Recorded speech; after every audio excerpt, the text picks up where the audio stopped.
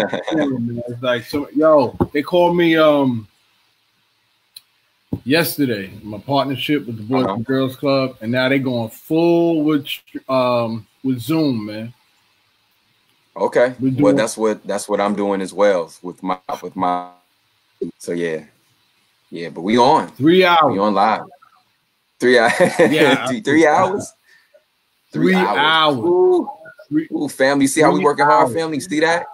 You see that, family? How we working hard behind the scenes? They like Corona what? Virus every what? day. Who? Where? Every day, 3 hours. Every day. We're gonna be hosting. It's gonna be like we're doing programming, man. So it's gonna be anything from playing game consoles, PS4, Xbox. We're going basically we have all the features of Zoom. Okay. All right. So we're getting the license, all the features of Zoom, everything, man, from muting people, kicking them out, to playing games, to just yo. So it's a whole learning curve and stuff like that. So I just wanted to update you with that, because I remember you were saying that your school, you're doing the Zoom feature too. So you're actually doing your lessons and everything on Zoom and stuff, right? Correct. Yeah. We're working on Zoom. And peace, family. Peace, family. Peace. You came right to a conversation. We're on. We're on live, direct. Are we good? Yes. So I just want to bring the family to our convo, real quick. So family, peace and blessings. You just came into a convo. This is, myself, Kyle Dixon, Kyle Bentley, right? We are Grand Rising Collective.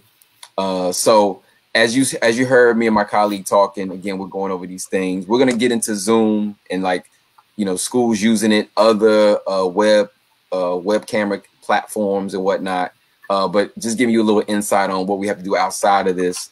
Reference to my school, we're also using platforms like Zoom, Google Classroom, and whatnot. So we'll give you little tips and things, because we've been using it a little bit before these schools start using it, and a lot of it is really just trial and error. Like, especially with this technology, like you trying certain things, what works, what doesn't work. If you have a small group, certain things work better. If you have a large group, certain things work better. So it just depends. But yeah, peace and blessings. We definitely want to come on and go over some things, talk about some things in reference of our platform. So just really brief, our platform is Grand Rising Collective. It's a platform that myself and Kaede started in reference of giving back to the community at large. So Grand Rising, the term is a term of greeting in reference of, like, in the morning, like good rising, grand rising, good morning. It's also a reminder for us to start the day on a positive note, on a note of excellence, of greatness, and to be able to rise to the occasion, whatever the situation. Being excellent, thinking excellent, doing excellent things, to engage, to inform, enlighten, and empower. Right. So Kaede, without further ado, just want to get that quick spiel. Excellent. What the TikTok is, and I'm not talking about TikTok app.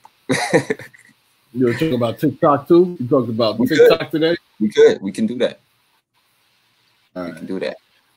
All right. My name is Kaede. Thank you, Cal. Appreciate it. Yes, sir. Thank you, brother. Appreciate it. My name is Kaede Bentley. As you can see, my name or tag, or what do you call it? Not hashtag, but Balagoon Logic. You can follow me on Balagoon Logic on Twitter, Instagram, and then Kaede, which I'm sure Kyle will add to the description field. My other social media handles. That's the word. Social media handles.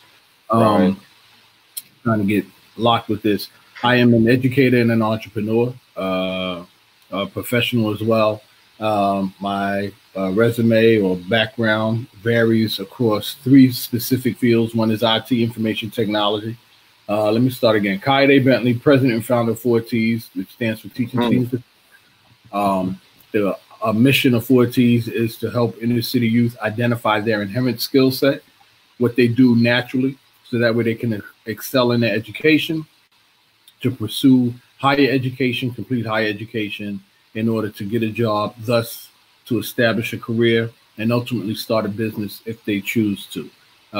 My demographic in that organization is inner city youth. What I bring to the Grand Rising Collective, as Kyle already mentioned, what the Grand Rising Collective is about, is me adding and I guess expanding my knowledge and inspiration, not only to inner city youth, but to the community at large, or quote unquote neighborhoods, which in our conversations, we'll talk more about the difference between a neighborhood and community, but to share my knowledge and wealth to not only inner city youth, but to parents, to those in the community that may consist of organizational leaders, business entrepreneurs, and things of that nature. So that's basically what I add to the Grand Rising Collective, and disseminating and sharing this information so that way we can lift the community and build a strong community, economically as well as family-wise, to make the world a better place. So that's the long and short of it. As I mentioned before, I'm also that's the entrepreneur hat that I wear. I'm also an educator, whereas I'm a professor at Fordham University, and I sit on the advisory board at Long Island University.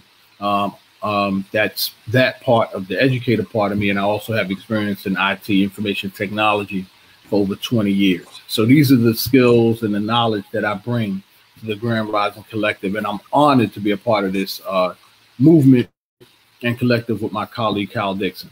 So thank you, Kyle. I'm just trying to make sure, man, I give the people a full background on who I am, so they know who they're talking to. Yes, sir. I gotta get better at it, man. That's so. No, man. Now you gotta recognize and realize what you come with, man. You coming with that? No, hey, fam. You see that? You see that background? We not playing. That's right. He's not playing. Right. So right. No, it's real. No time. No time. All right. So yeah, so family, we have a few things that we want to definitely talk about today. All right, on this beautiful Saturday, wherever you're at. I know I got some topics. Kaide got some topics. I want to jump right into, man, whole, it's evident, man. I mean, everybody's like somewhat quarantined in their homes, in their apartments, in their places to some degree, right? So that's why the title is Quarantine Routine. Oh, okay. You know so yeah, quarantine routine.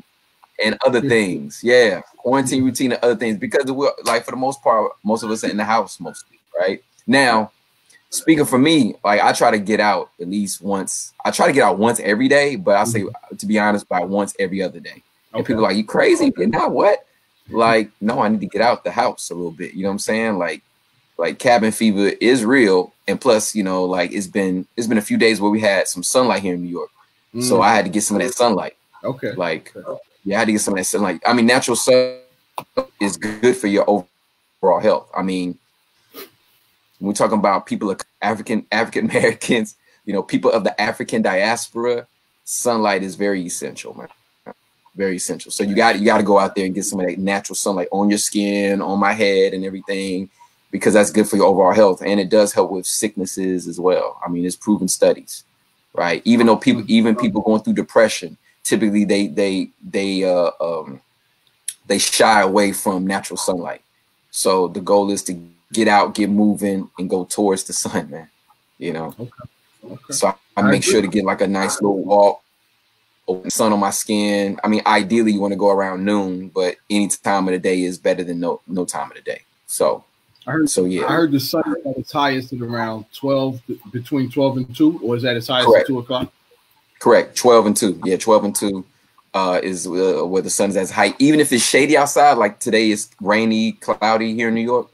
Yeah. But even then, that's still light. So they say even if it's like that, you still go out, get some of that sun through the clouds, through that gloominess, because any part of that natural light is better than the light or your TV screen. I'll share something with you. A couple of years ago, me and my former fiance, we went on vacation to I forget one of the islands, right?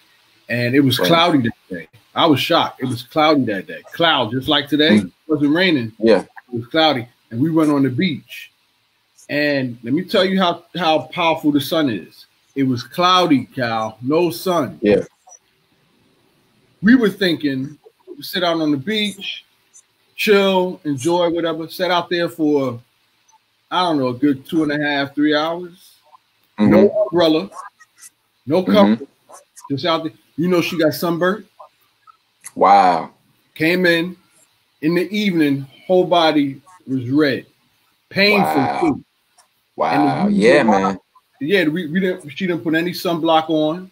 We didn't have any umbrella. It was cloudy. We were thinking, you know, I mean, sun can't be that strong, cloudy.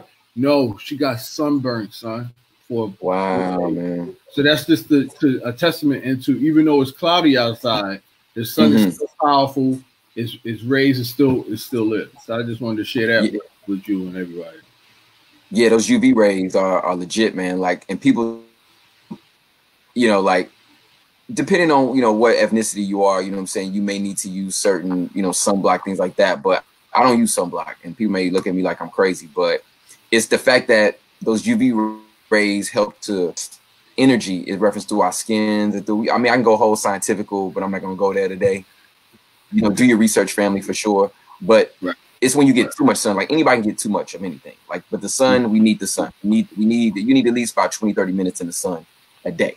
At least. I would say at least. Probably a good hour is good. You know what I'm saying? But, like, you know, too much of anything, you know, whether you're black or whether you consider yourself Caucasian, white, Asian, whatever the case may be, you still need a little bit of that sun. You know what I'm saying? You still need a little bit of that sun. That's very, very important. You know, despite with the virus and everything that's going on, go out there and get you some sun. Like, don't let them fool you. You know what I'm saying? Like, that'd be good for your overall health. Prevention as well. There's been some studies that I've been recently reading in reference of how the sun helps with, like, memory, like light and memory go hand in hand. It's very interesting, man. Very interesting, deep science on it. But definitely do your research.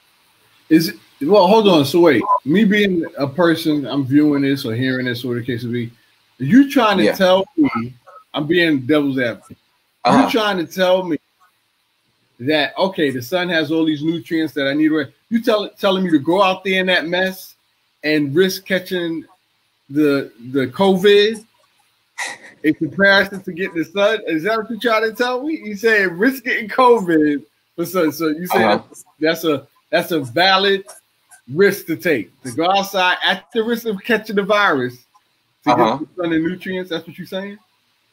What I'm saying is this, family, to be explicit.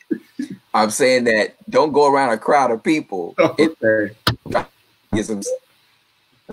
I'm saying go, if you have a backyard, go get some sun there. Walk around the block or something like that, somewhere where there's not a lot of people, where you're not in close proximity of each other, and get you some sunlight. That's what I'm saying, right? Like, don't go around like going to a party like, oh, you know, we up in here, you know, all 50 of us, you know, in this 10 by 10 room, you know, nah, like, go get you some sun outside where there's nobody like close to you, like close nearby.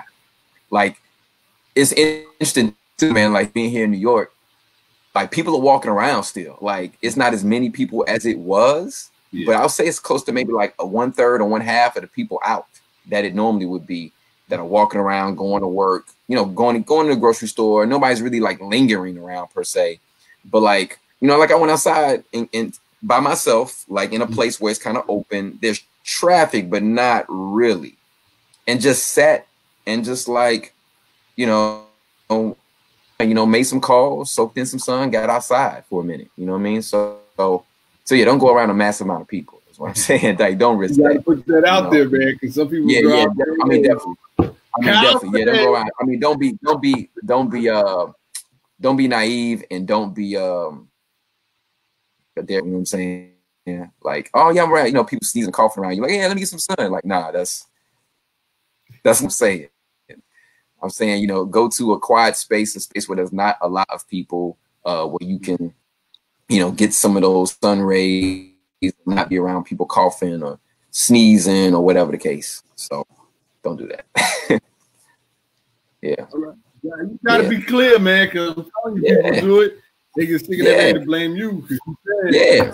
I mean, you know, whatever I say on here, I mean, you know, it is my opinion and what I'm going through. I didn't say go get some sun, amongst like some you know, elderly, or go get some sun amongst, you know, little children. I'm go outside by yourself, by your lonesome, get you a few shades, step out again. If you got a backyard, step out in the backyard. If you live in a city, you know, go somewhere to a park or something where there's not a lot of people, where it's very spread out, you know. But yeah, do that. Or, you know, sit in your, I don't know, sit in your car, like park somewhere. I don't know, park somewhere, lean on the car, sit on the back. I don't, you know, do that. I just come up with some creative ways. Do that thing. Get the sunroof thing. Take the sunroof off. Take the sunroof. You got the sunroof. You styling like that. Take the sunroof off. You know, drop the sunroof and get it that way. Mm-hmm. Yeah. Good. Yeah, that's good. Good advice. Yeah, man. Got you. Yeah. Hydrated. You know, viruses stay in dehydration. The more you're hydrated, the more, you know, you flush out the system on a consistent basis. So it's not just sun, but keep the water, stay hydrated, teas, water, stay off the soda pops, you know, the heavy sugar juices, because viruses love like to enter into like, you know, sugar depletion, because sugar dehydrates you. Massive amount of sugar dehydrates the body. So that allows viruses to stay, you know what I'm saying, like in your body longer periods of time. That's why fruits and vegetables, because not only do they have the nutrients to fight, but they also have the water to flush that stuff out. So just simple things that I've been learning over the past few years from people that I listen to and study and books I've read. A lot of things that are simple, if we do on a day-to-day basis, will keep us less likely to get any type of virus. Mm-hmm. No, I completely agree with it. In fact, I feel embarrassed because I went grocery shopping yesterday, the day before yesterday, and I thought I got a good deal. I got a good deal on some apple fruit. Yes. And I thought I got a good deal on some oranges. And I looked at the label, Kyle. I took your advice, bro. I looked at the label, and I bought this packet of oranges. You know, they were seedless. Yeah.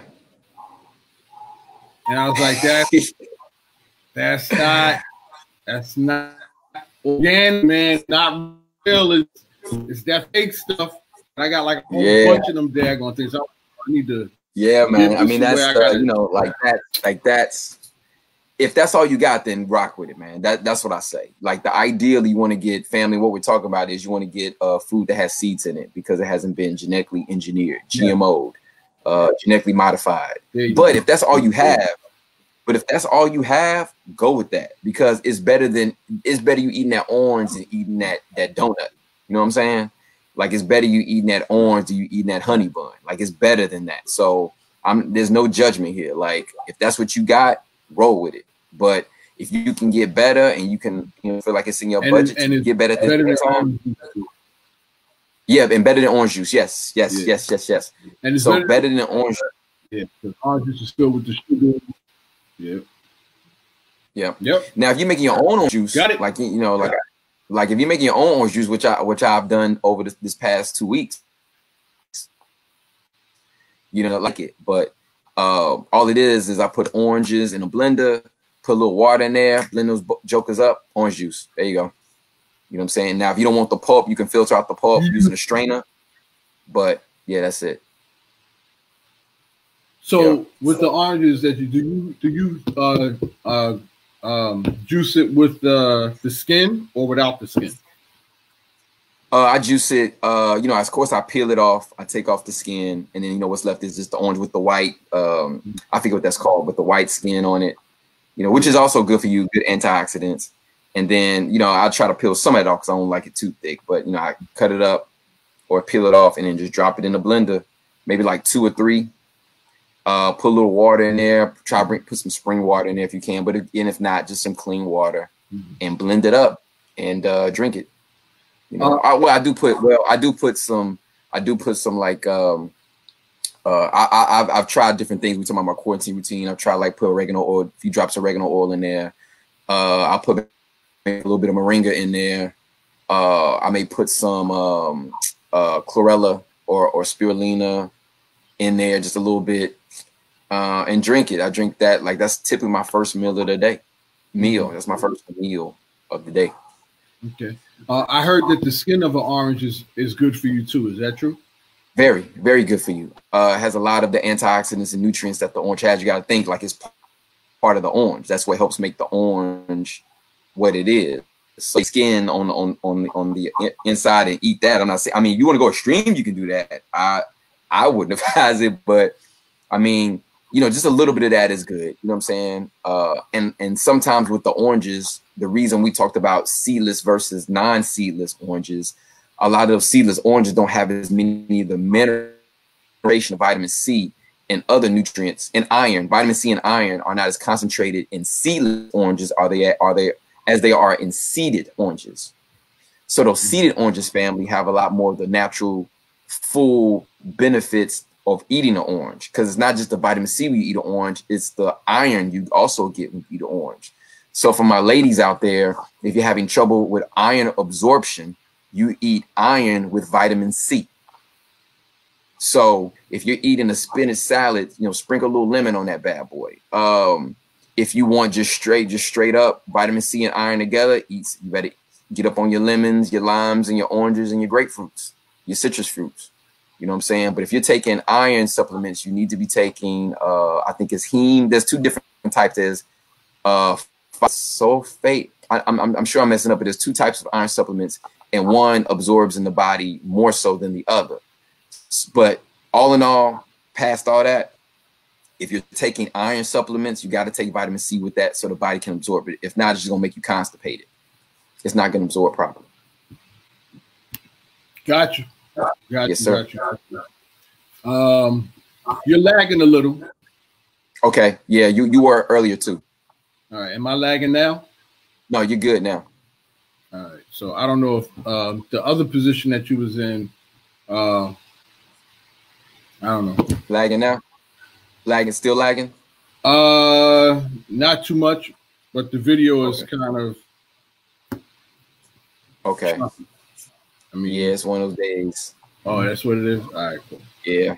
Got you, brother. All right, continue. I just want to make sure the family can hear you and they can see. Indeed. Thank you, sir. You got it.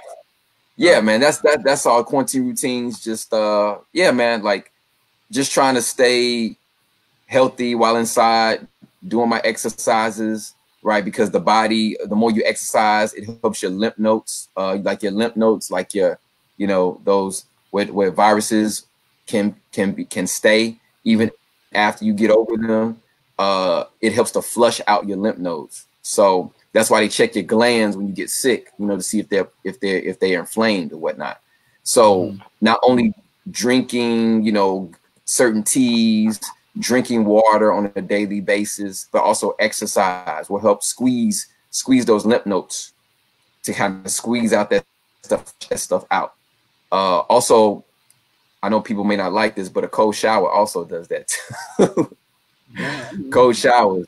Yeah, man. This I can only do it for about 10 seconds, man. 10 seconds. Word. Yeah, 10 seconds, man. 10 seconds.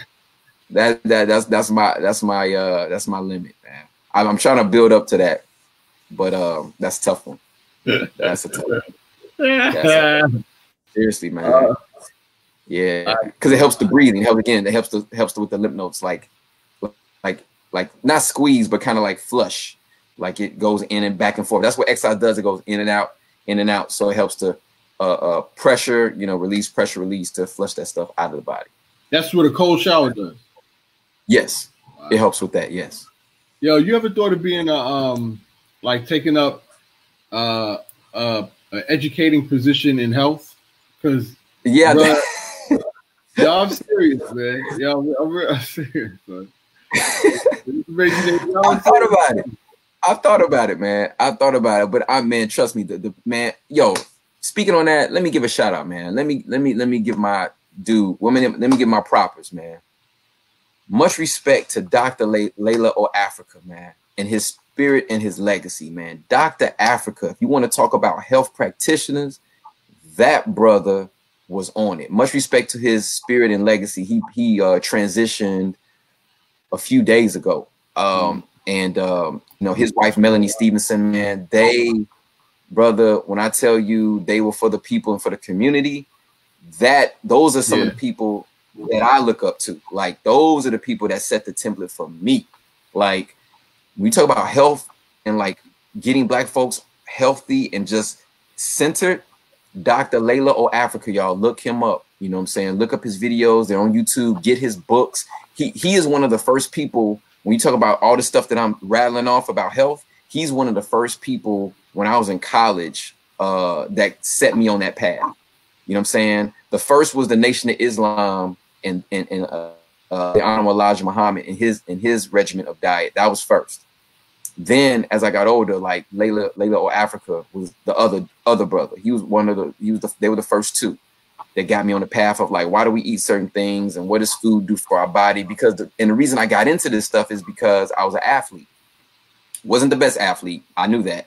So I'm like, well, how can I get an edge on my competitors? I was like, my diet. You know what I'm saying? If I can maximize my body, I can get the most out of it and hopefully I can be able to compete. And you know, I was on it. Yeah, I was on that. Like I wanted to go pro. Now I'm looking at like, duh. But you know, like most folks, I wanted to try to go pro if I could. You know, because I'm the Africa. Brothers like Dr. Africa to kind of give me that edge. And man, when I tell you, like his book, his holistic African health book is like thick, bro. It's a jewel, man. It's a must-have in everybody's home. Like, because he breaks it down, like from the psychological effects we have with food, how they use sex, certain emotions with certain foods. Like when I told you, like family, me and Kaya, they had this talk a while ago during Valentine's Day about how sugar is associated with like sex and love. Like that comes from the psychological, how they market chocolates, candy, certain sweets in reference of sex. Like he even talks about how a honey bun, right? Like I mentioned earlier, honey bun, sweet booty, sweet, you know, like how men and certain people look at women's butts like as a sexual pleasure. Like it's the same association with honey bun, sweetness, bun is associated with the gluteus maximus. So he talks about that, like go in, you know what I'm saying? And the brother's not just spitting like he's not spitting like lies. Like he worked in laboratories with people who were part of like social engineering. Like he did this, and he has like 10 books. He has another book called Nutricide, how it talks about how sugar is used as a weapon of destruction. The brother's bad. Like, yo, much respect to Dr. Africa, man. Peace and blessings to him and his family. But yo, you talk about me, nah, he's the real deal. You should put that information. You should put that information in the description for me, man. Because I'll post a picture, I think, of a video. Yo, okay. Because I wrote him down, Dr. Layla Africa. Yes, with a K, now with a C. Oh, okay. Thank you. Yeah. That's why you got to write that down, man. Because other than that, I probably won't get it. That's awesome, man. Okay.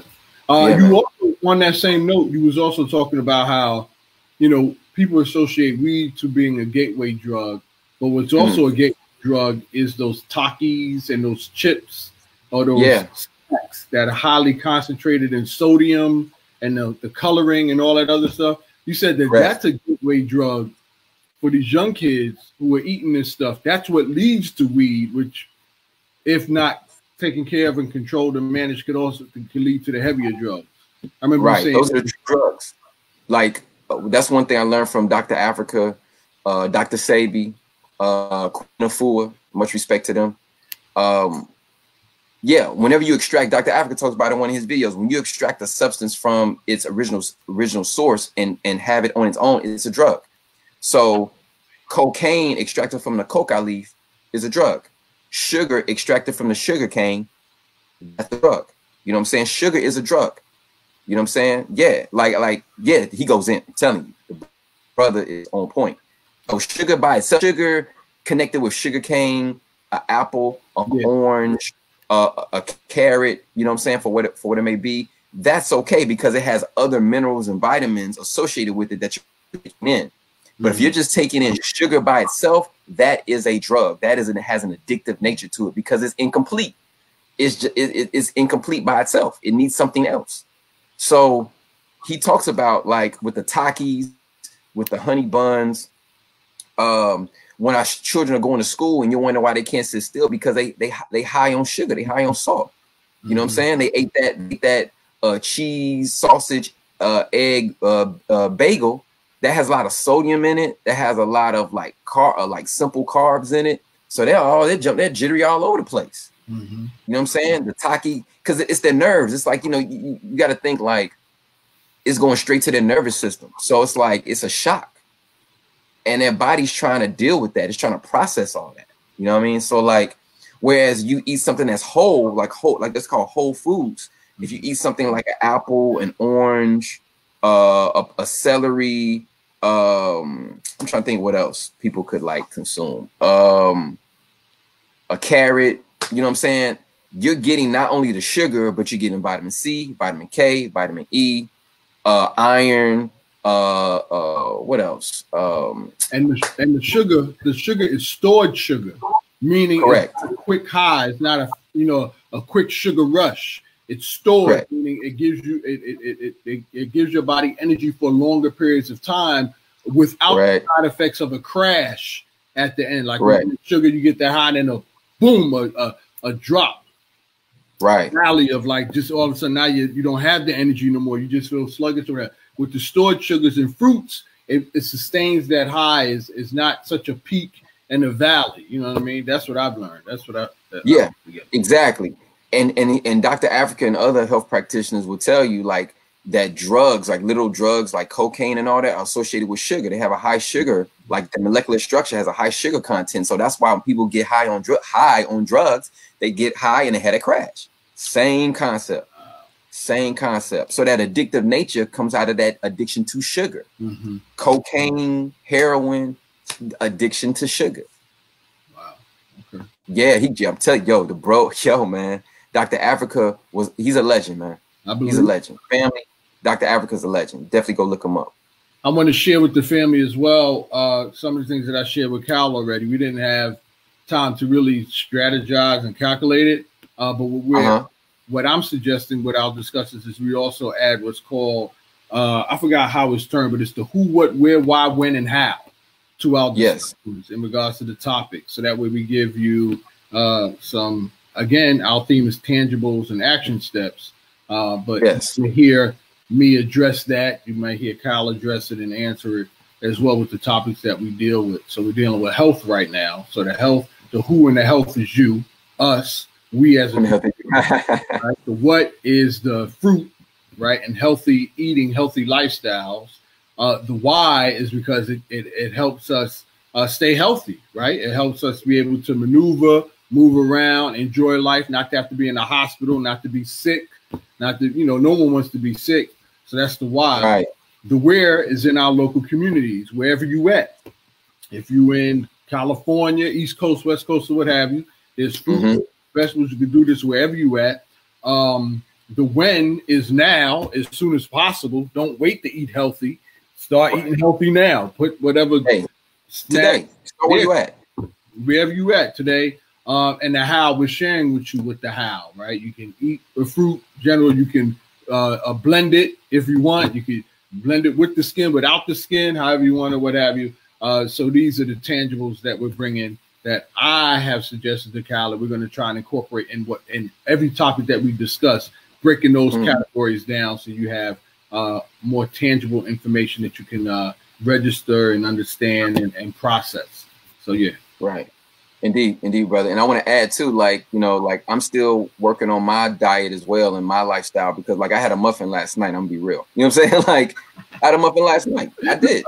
But, no judgment, brother. Exactly. And that's why I'm sharing that, because I mean I'm not talking on some mountain somewhere. You know what I'm saying? I'm it's real. Like I still got my addiction to like certain snacks like muffins or cookies and things like that. But I cut back tremendously from what I used to eat. You know what I'm saying? Now I eat more vegetables and fruit before I eat that cookie or that muffin. I've tried to discipline myself where it's like, okay, if I'm going to have that muffin or cookie or sweet, then I have to have eaten enough vegetables and fruit throughout the day to kind of counterbalance that a little bit until I can totally get off that stuff. Right. So it's all about that, knowing who you are and having that balance. Again, if you are a person that loves your sweets or pies or whatever, make sure the first thing you eat in the morning is a piece of fruit or a vegetable that has water, that's water based, you know, or definitely drink your glasses of water, stay hydrated, drink your teas, you know, like you can put honey in your tea, not that fake honey, like that real honey, like from real bees, not corn syrup honey. That's not gonna work. That's just sugar. You know what I'm saying? Like get your real honey. You know what I mean? Like put that in your teas, drink it. You know, until you can get to a point where you may not need the honey. I've gotten to a point now I don't need honey in my teas. Like I can drink it straight. Like, but that took some years to build up to trust. So and even then, sometimes you put a little bit in. So wait, hold on. You don't add any honey, or I know sugar, white cane. That's not good. Any white sugar, white bleach powder, flour, no good. That's out. That's a no. Not even honey, Kyle? Nah, not in my teas. Nah, I don't need it anymore. Yeah, I can drink it straight now. Yeah. Yeah, but that's a discipline. I worked years to get up to that point. You know what I'm saying? Like it's a discipline thing. You know what I mean? Like little by little, you know, like, okay. Because what happens, Kaide, is you start really tasting things. When you start get off all that processed food and meats and everything, you start really tasting food. That's like when I eat like cashews and certain like nuts and whatnot, like I used to eat it with like all the salt and the sugar and all that. And then I start like getting used to eating it plain. And then I start to really taste it. You start, your taste buds come back. Come back. You know what I'm saying? Yeah, they come back. Yeah, they come back. Because I mean, you got to think if you're constantly eating stuff that's with flavorings and added sugar and added salt. And I thought those were your taste buds. The fact that you can taste stuff with your taste buds. I thought those were your taste buds. The fact you're tasting, but you're not tasting the actual thing. I mean, it's coated in sugar. It's coated in, white salt. You know what I'm saying? Like processed salt, processed sugar, processed flour. Like you're not really tasting the actual food. Okay. So once you get off that stuff, your taste buds will start to come back. You say, "Oh, this is what it really tastes like." It makes it for a much more enjoyable experience, actually. Okay, good to know. Yeah. Good to know. Yeah, man. All right, listen. I want to bring up what we were talking. Well, what I know right now, we're going through an epidemic, and I sent you an email with the links with regard to. One of which is, and I'm excited to hear your thoughts on this COVID, right? COVID-19 legislation was just passed. Yeah. They rushed the passing of this legislation. People think that is simple. Family, you think that is a simple or easy $1,200 if you qualify. If you qualify. If you qualify. It's a freaking joke, right? If you qualify for this, and I wanted to have this discussion with you, Kyle, on that. So now over this past week, there was a battle between the senators and stuff, the House and the Senate in regards to passing the stimulus bill. Mitch McConnell rejected it, the first one. They were into the wee hours trying to negotiate this thing. And the only reason I'm bringing it up is because we're dealing with the quarantine as it relates to COVID. Is relative is current information. So this is what we're disseminating information. We're going to go through the who, what, where, why, when, and how. But the reason why it was being blocked, right, by Republicans and the senator, the Democrats, whatever, was because they were trying, if you don't know, Kyle, please elaborate. What they try and do with stimulus packages, they try and hide other things in that stimulus package. They try and, put some other stuff in there. So I'm going to read off a few things that y'all should know. So here, and Kyle has the information as well. A long list of special interest lobbying. I don't know if you're familiar with lobbying. On Washington, they have what's called lobbyists. And these lobbyists pay the senators in the legislation to benefit them. So if there's a gun lobbyist, for example, they're going to try to get the senator to have laws passed that benefit gun owners. If the gay, the gay, lesbian, alphabet community, they lobbyists. So they're going to go to the senator and have them, put legislation in that benefits their community, right? And then just think of Jews or what have you, benefits their community. For a large extent, we as blacks don't have that kind of voice or impact to a large extent enough financially to have these senators put stuff in that benefits us, the black community. That's why you hear the fight so much. We fight so much, right? Because these people get office and they don't do anything. So that's a general overview of lobbyists. So you have these lobbyists there that are pushing for their agenda at the expense of they don't care, as long as they benefit, whatever. So the stimulus package falls along those lines. So basically what this says in this article is like a long list of special interests lobbying for big chunks of money or other benefits, despite the fact that many of these interests clearly don't have the most compelling need.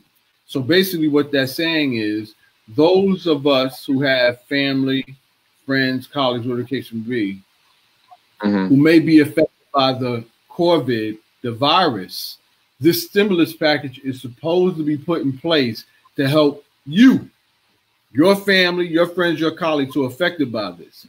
But these special lobbyists are putting in their little whatever to get some of that money for their interests that doesn't include helping those who are probably suffering for COVID. That's the long and short of it. This whole package is supposed to just be for COVID and those who are affected by it. But these special lobbyists are putting stuff in to take some of that money for themselves and their own agenda that don't relate to COVID. So, real quick, I'm going to run through this. I'm going to go through each bullet point, Kyle. I would like your feedback on it, right? So, I'll do this. Here it is. Through many core elements within the 900-page bill have been praised. It includes $250 billion set aside for direct payments to individuals and families, $350 billion in small business loans, another $250 billion in unemployment insurance. A lot of them signing up for unemployment, right? And then $500 billion in loans for distressed companies. So if you have family, friends, colleagues, have this small business or what have you, this is how the money is supposed to be allocated, right? Right. These have been roundly criticized, right? So to balance out your general anxiety, because we're going to talk about anxiety too, and I'm going to try and speed this up in regards to the COVID and the quarantine and being stuck in the house. Right now, some righteous rage. Here's a presentation of low light. Here are the low lights of the bill. All right.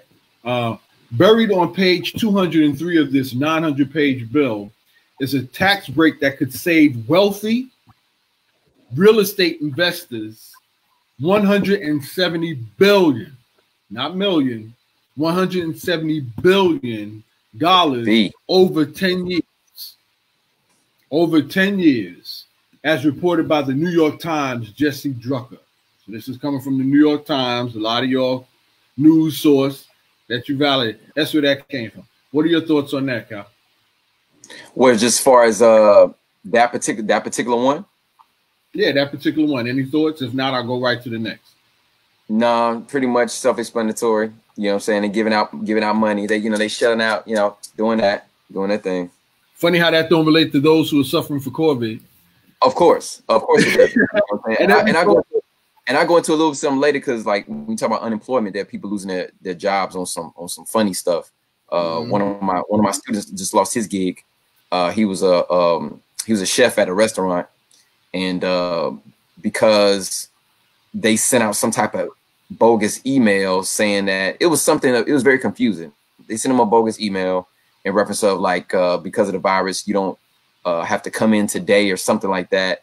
And then when he didn't show up, his manager called him like, why you didn't come in? He was like, dude, I got an email the other day talking about like the COVID virus and I wasn't supposed to come. So he's like, well, nah, you a no show. So we gotta let you go. Really? Like that's how y'all doing it?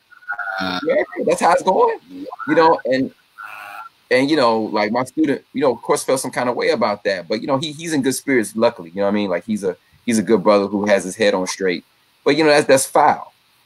That's very foul, you know what I mean? And this is what some of these businesses and companies are doing to folks during this virus. And it's really showing people's true colors.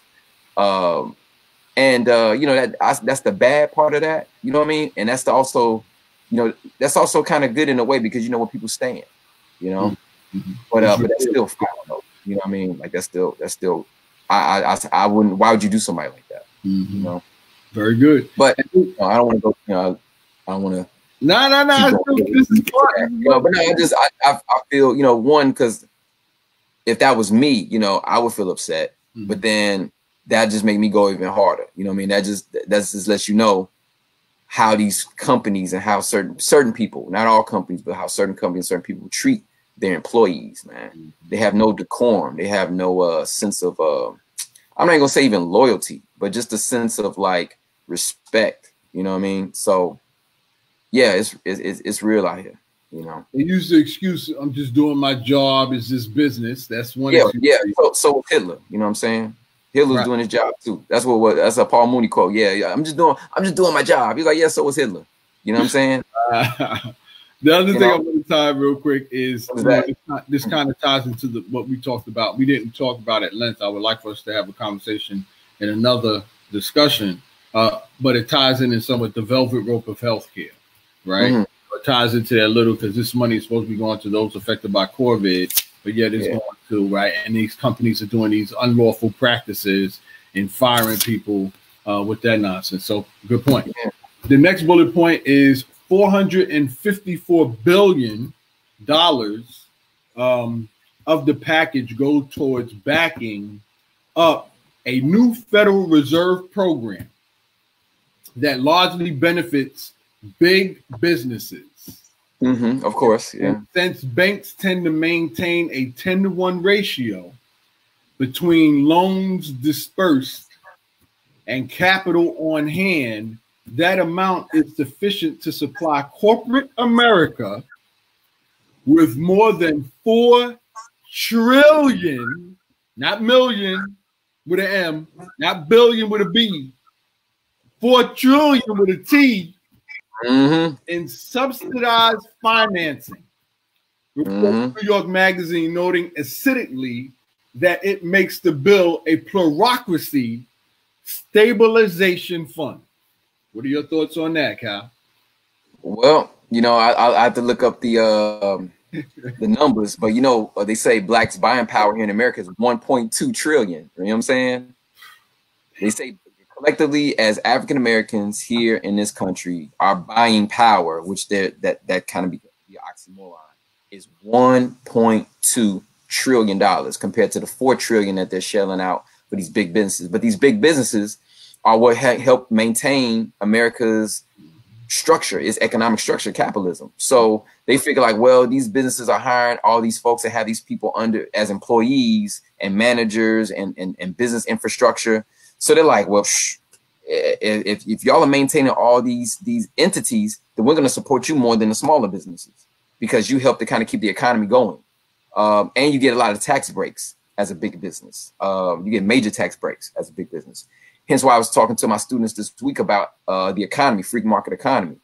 You know, it's you definitely need to start doing your research on how to start a potential business because you pay less taxes than the average person, the layman or laywoman working a 9-to-5. Yeah, you can have a 9-to-5, but you better think about starting some type of side business, as we say in the hood, side hustle. You know what I'm saying? To be able to help support your income. That side hustle would be coming in, kicking in right about now. You know what I mean? And that's why you have multiple side hustles, because if you're not able to work at this time, that income helps to support you and your family during these trying times until things get back, not even to normal, but kind of get back to some sort of normalcy as we've known it. Mm-hmm. But yeah. Mm-hmm. Yeah, they'll support the big businesses before the small business. In entrepreneurial terms, it's multiple streams of income, and they say you should have several multiple streams of income, spanning everything to the point where your money could work for you. So while you're sleeping, your money's making money for you, as opposed to you have to get up and work, because if you don't work, you don't get paid, you know, and that's how your income comes in. So yeah, to that point, Kyle, good point. There was something else I wanted to bring up, but I'll move on. Okay. Yeah. Oh, also to that point, what's so interesting is funny how they have that rationale, because I associate it with the whole trickle down economic Reaganomic era. Economics.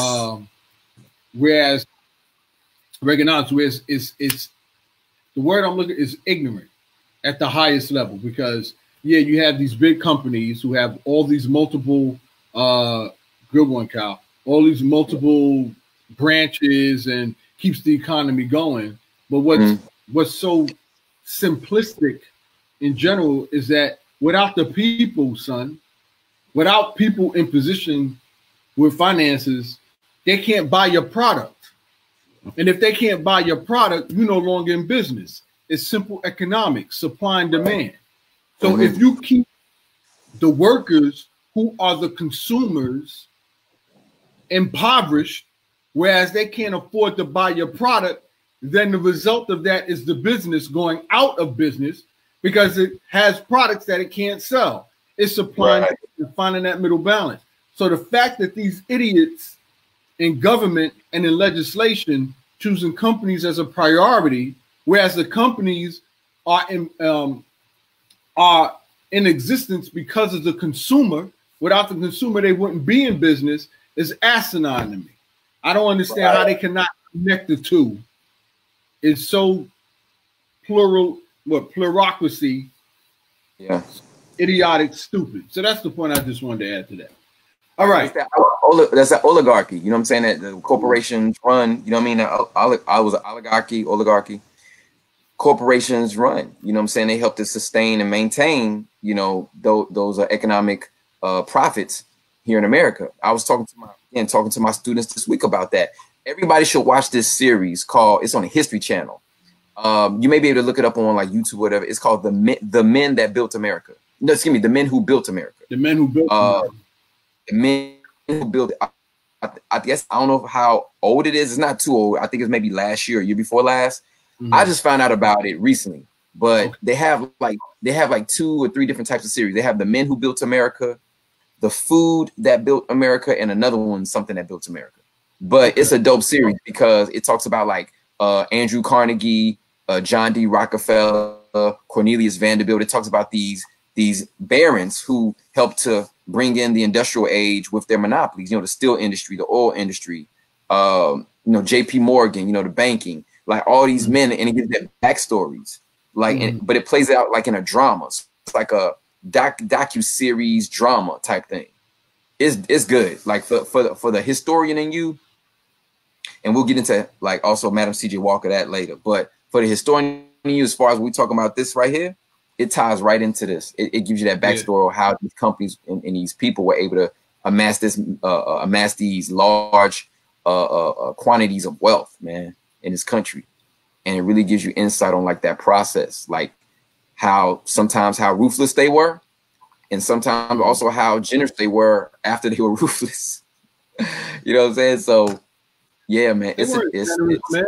They made all the money they thought they could make, and they feeling guilty. So they're giving back out of their guilt. You want the freaking generosity in there, man. I mean, I want to believe in humanity with some of these idiots, but gotcha. That's why you got to check out the series. Yeah, The Men Who Built America. Nice. Thank you so much. You put that up there. Good job. Here's the next bullet point. The sunscreen industry. You were just talking about the suntan and stuff like that, the sun rays and the importance of the sun. The sunscreen industry caught a break in this stimulus package that's supposed to be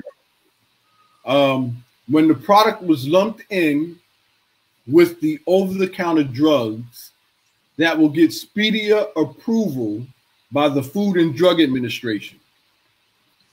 In subtitle F of Part 5, miscellaneous provisions spotted by taxpayers for common sense. So I don't know how sunscreen relates to the COVID-19 virus, but they got their little break in this stimulus. Interesting. hold on, let me pause on that for a minute, man, because that's something that that's very interesting. Because when we talk about viruses don't survive in sunlight. Tough. That's why a lot of your African oh yeah, I've been studying, family. I've been studying. Trust. So a lot of your viruses don't survive in direct sunlight. So what does that have to do correlation with sunblock? Because remember, like I said earlier, it's not that black folks don't need sun. We just can't get too much of it. Too much of anything. If I eat too many apples, too many oranges, it's going to throw my body off. It's going to throw my chemistry off.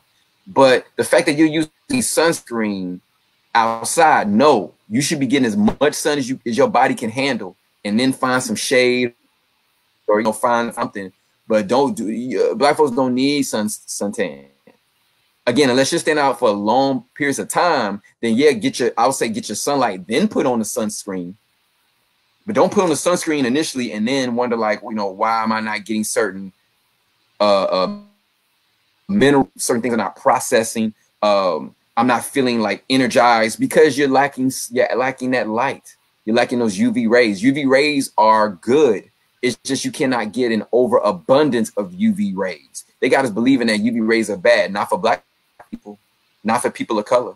And I'm just being real. I'm just being real, family. This is what my teachers have taught me. No. Why are you putting on sunscreen? You black. You know what I'm saying?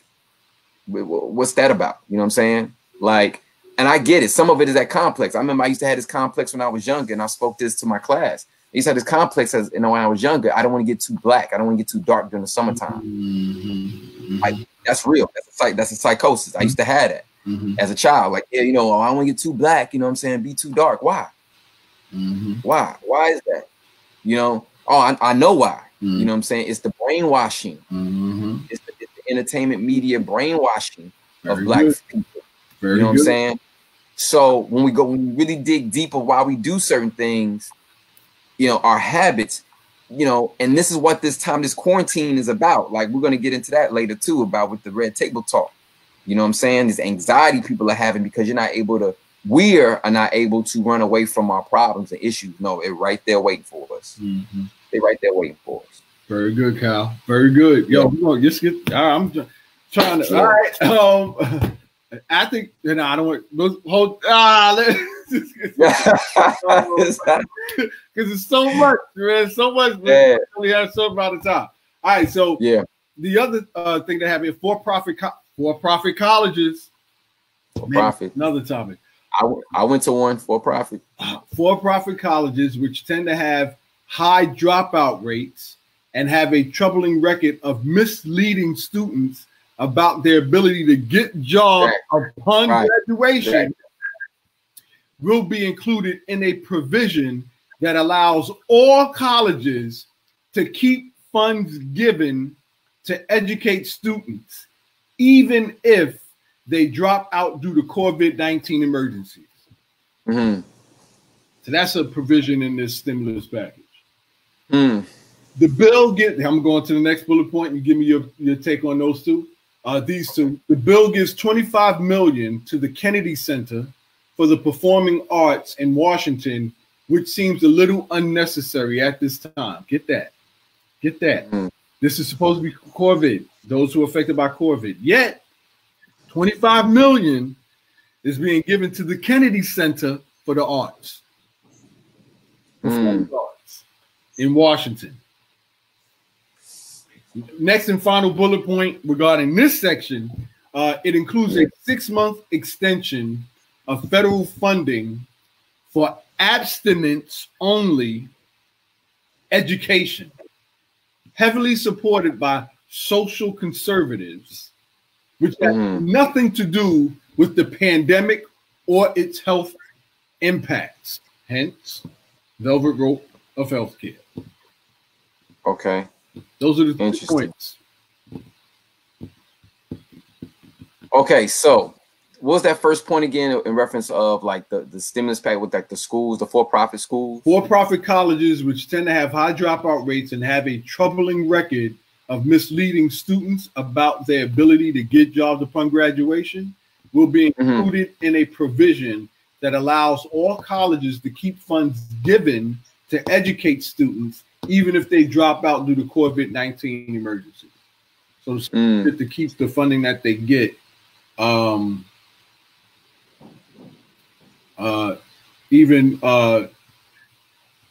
if let's say funding is given for students who are dealing with the COVID-19, they get to keep that money. The schools get to keep that money instead of giving it to the actual students who are affected by COVID. So the money was given to the student, from what I'm understanding. The money was given to the school to help these students who are dealing with COVID-19. Right. So funds are given to the school to help students affected by COVID-19. But if the student drops out, the student gets to keep that money, as opposed to giving that, still giving a portion or a percentage or whatever to that student to help them with the virus that they're affected by. So the student keep that instead of giving it to the student to help that student heal. They get to hoard that and use it for whatever they want. Whether it's the school gets to hold it. Yeah. Oh no. The school can use it for maintenance of the gym. They get maintenance of the gym. They can pocket it to another educator who's teaching freaking how to dance, whatever the case may be, as opposed to going to the student who's affected by COVID. Yeah, that's the provision that's been put in to help. Yeah, man, that's just they got self-interest, man. When we talk about school loans and school debt, man, that's a huge issue. Been a huge issue. Talk about that. That's a whole other topic. Oh yeah. But yeah, we're working on some literature. Family, Kaide and I.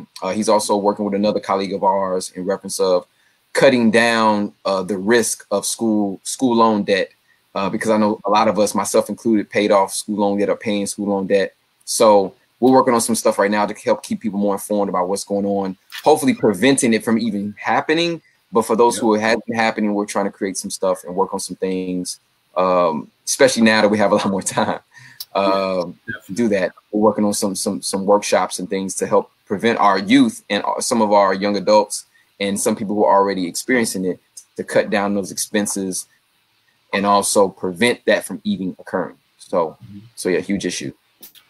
Awesome. All right, so now I'm gonna get to these final 3 points.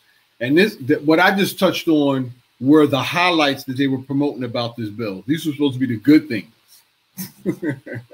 These are 900 page bill. Who's reading all that? That's huge. That's a lot of info. That's why they sneak these little things in, because they know no one's going to read the 900 pages. And they bolster it up too with nonsense too. Part of the healthcare, I believe the healthcare when Obama was in office was like, over 1,000 pages or something like that. It was like 1,500 pages. So it was 1,000, I believe. Right. So here's just as troubling are some of the things not included in this massive package. So this is what should have been included in the package, but wasn't. Now, what I'm gonna read off right now should have been included in the package. This was the true purpose of the package, but it wasn't included. Okay. So while some federal student loan borrowers get a short reprieve from making payments, that didn't include 1.2 million borrowers with other types of federal loans, notes. Persis Yu, director of National Consumer Law Center Student Loan Borrower Assistance Project, said that. So basically what you're saying is, while some student loan borrowers get a short reprieve for making payments, it excluded 1.2 million other borrowers of other types of federal loans related to schools. So 1.2 million is going to be out of luck. The second point is, though tens of millions of low-income Americans lack broadband internet, tens of millions low-income lack access to the internet, broadband internet, which is crucial during this health crisis. This is noted by Fast Company. It's a magazine called Fast Company, a reputable company. Definitely like that. Definitely check out that magazine. It's really good. Fast Company, definitely. Yeah. The bill doesn't include additional funding for the Emergency Lifeline broadband program. So the Emergency Lifeline broadband program, from what I believe, is internet information that can give people who, may be struggling with COVID, gives them access to resources and information that can help you deal with, you know, an ailing family member, themselves, friends, whatever the case may be. So there's no funding given to help that with disseminating that information. And then finally, and the bill doesn't include an emergency rental or mortgage assistance beyond homeless assistance, and doesn't include limitations on foreclosure or eviction, where homeowners or landlords' mortgage is not federally assisted. No Center for Economic and Policy Research. So, you know, those renting, there's no additional assistance. So if this lasts more than 4 weeks, right? April 20th is supposed to be the lift date. Then these renters and mortgage owners are going to be out of luck because there's no federal assistance for them. So you got to figure out how they're going to come up with stuff, you know, to cover their expenses and those financial obligations. So those are the three that's not included at all in the package, bro. Yeah, man. Yeah, it's tough. I mean, tough times. I mean, you know what's interesting about that? I'll speak on that one for sure. The Broadband. There's an organization that I'm a part of here in New York called Silicon Harlem, and the brother who mainly at Silicon Harlem, and one of the main brothers in there is Clayton Banks, along with his other partner as well, Mr. Clayton Banks, and he talked about how 40% of people in Harlem do not have broadband service. How is that even possible? Exactly. Right, man. That shows you the digital divide that we've been talking. How you would assume that maybe they have access to broadband, but they do not. Man. They do not. So that is like when we talk about like that broadband lifeline thing, it made me think that statistic, and that's why organizations like his are trying to correct that situation as far as bringing that service in areas of people of color, Black folks, Latinos, you know, brown and blacks, you know what I'm saying, in these particular communities. And it's a problem, it's an issue that's been happening. And when I see it now with this, I see it now with what's going on with the COVID, with the coronavirus, because we're sequestered in our homes, a lot of us, and especially our children aren't able to go to school. So if you don't have a proper broadband service that you can connect to, your child and you as well at a huge disadvantage. You know what I'm saying? At a huge disadvantage. Definitely. So you're not able to get those lessons. You're not able to keep up with certain news and media. Like, you people will say, well, you got your phones. Yeah, true. But certain one of my colleagues brought this up to me this week. A student or a parent or someone may have a phone, but we're assuming that they have unlimited data. They may have limited data on their phone. You know, I forgot about that because I have unlimited on mine. I'm fortunate. But some people do not have that. So we're assuming a lot of different things, and we have to really be sensitive and really be mindful of that, man. That people are going through it on different levels, you know. And I think that ties into what we're about to go into. But yeah, man, like this stimulus package will help. It's better than nothing, but it's not. It's a Band-Aid. It's not the savior. Right. Like, it's still about mentality. What are you going to do with that stimulus package? How are you planning on using that? Like, are you going to use that as leverage? Or you use that to kind of put holes? You know, because like plug the holes where they're at to kind of sustain you, so that way you can now start to kind of strategize and plan. But like, if you don't have a plan and you get that stimulus, whatever that is, then you're just going to be in the same boat. It's not like, look at it as a tool, not as the entity that's going to like get you, like save you. Like, you're going to save yourself. You know what I'm saying? Your mental, your thinking, your actions and plans will save you. But that money is just a tool for that plan. You know, if you don't, what do you say? You fail to plan, you plan to fail. Like, yeah, that's it's coming down to that. You know, and I mean, this is what Black folks have been doing for years. We've been surviving. I mean, we want to thrive, not just survive. We want to thrive, but those survival techniques hopefully will help some of us who are in dire situations than others get through this kind of turbulent times. But these won't last. We know this. These things don't last. Now we don't know how long they're going to last, but they're not going to last. So we have to be able to maintain and be able to like hold it down while this is going on until we have other options. Right. But yeah, like these stimulus packages, man, it's not the thing. It is one of the things. It is a tool. You know. Right. Hold on. I'm trying something right here. I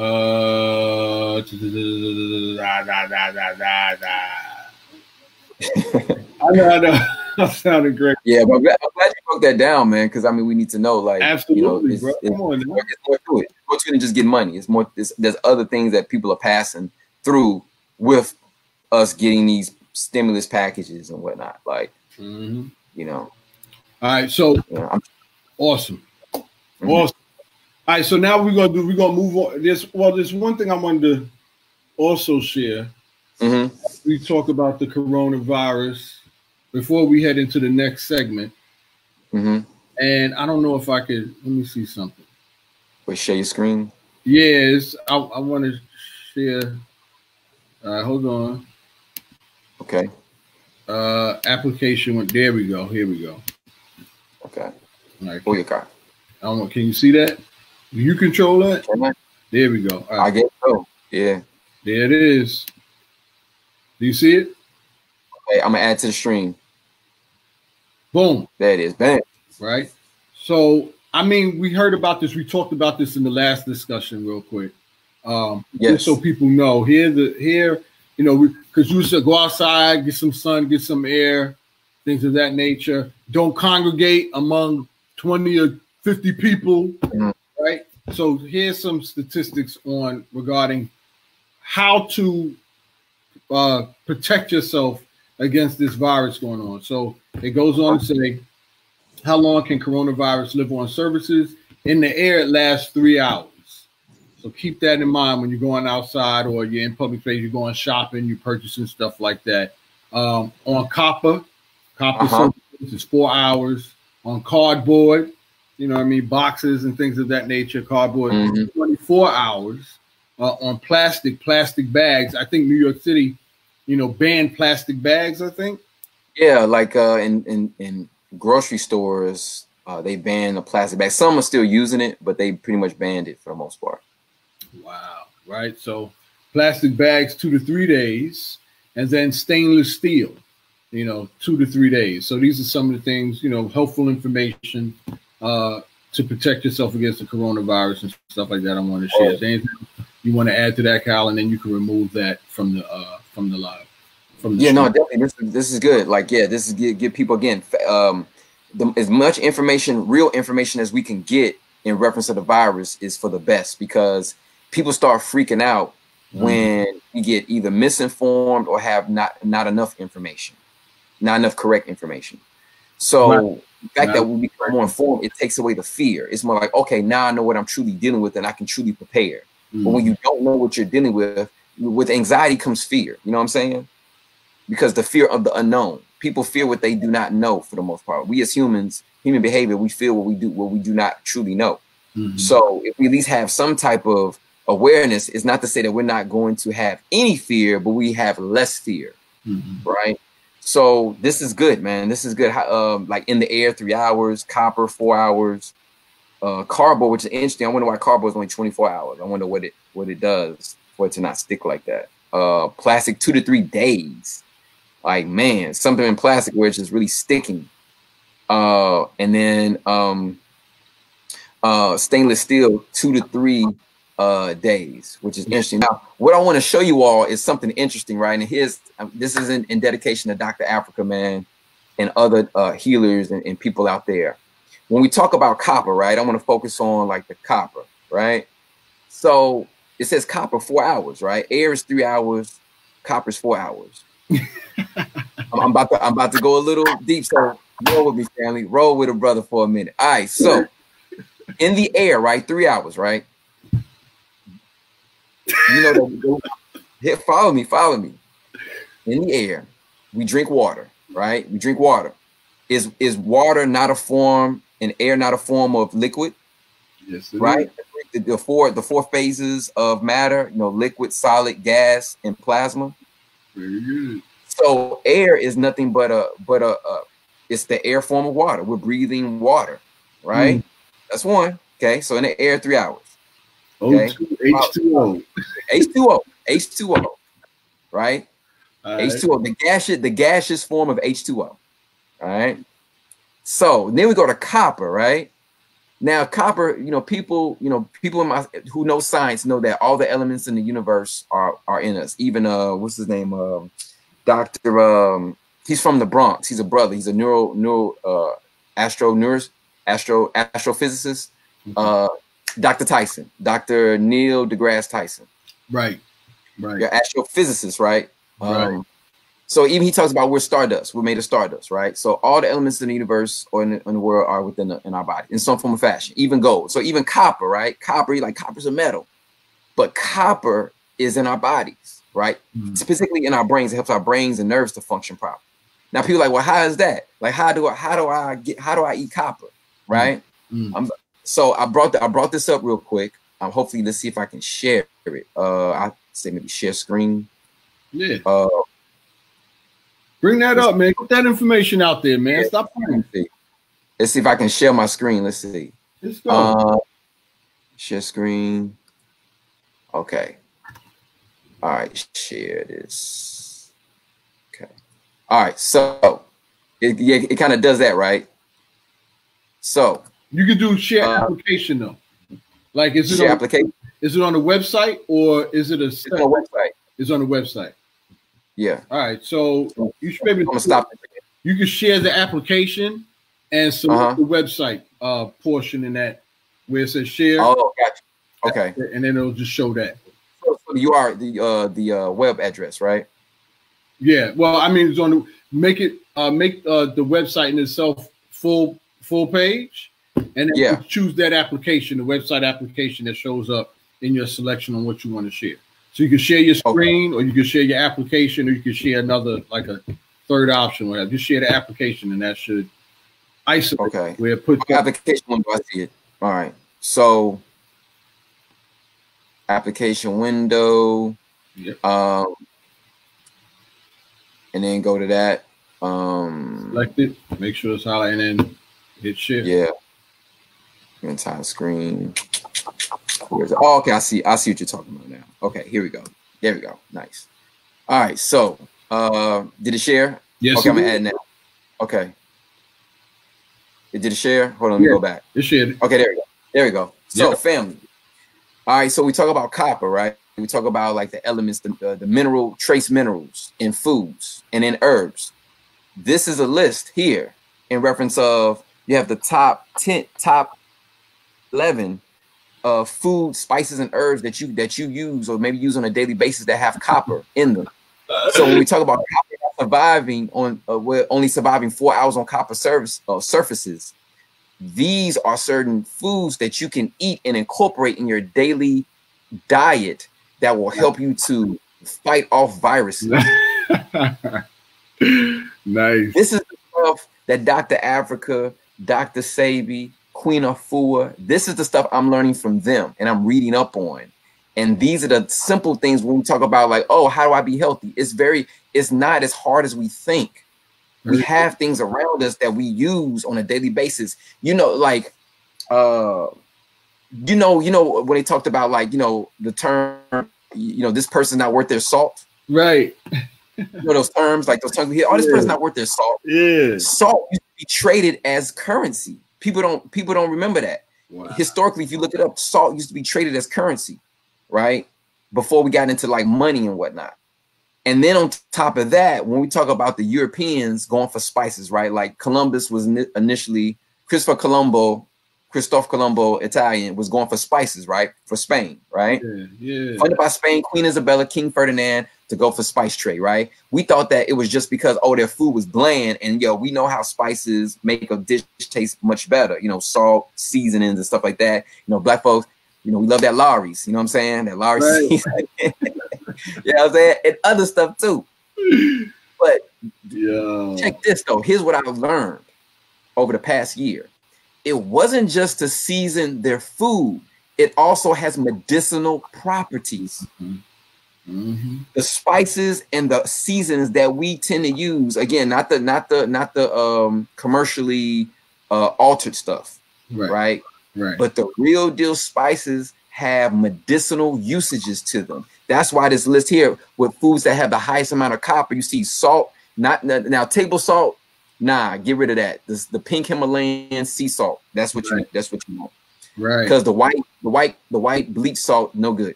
No bueno.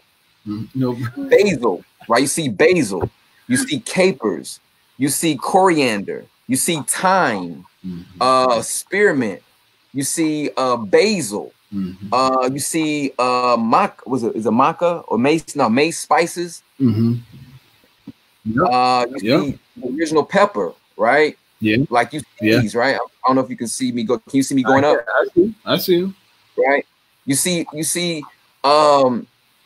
marjoram, you see celery seed, fenugreek, dillweed, again, the coriander, right? Poppy seed, fennel, oregano, right? Poultry season, you don't necessarily need that, but all these different curry powder, right? These all have copper in them, right? These all have copper. So if you're eating the right foods, and I'll unshare, if you're eating the right foods,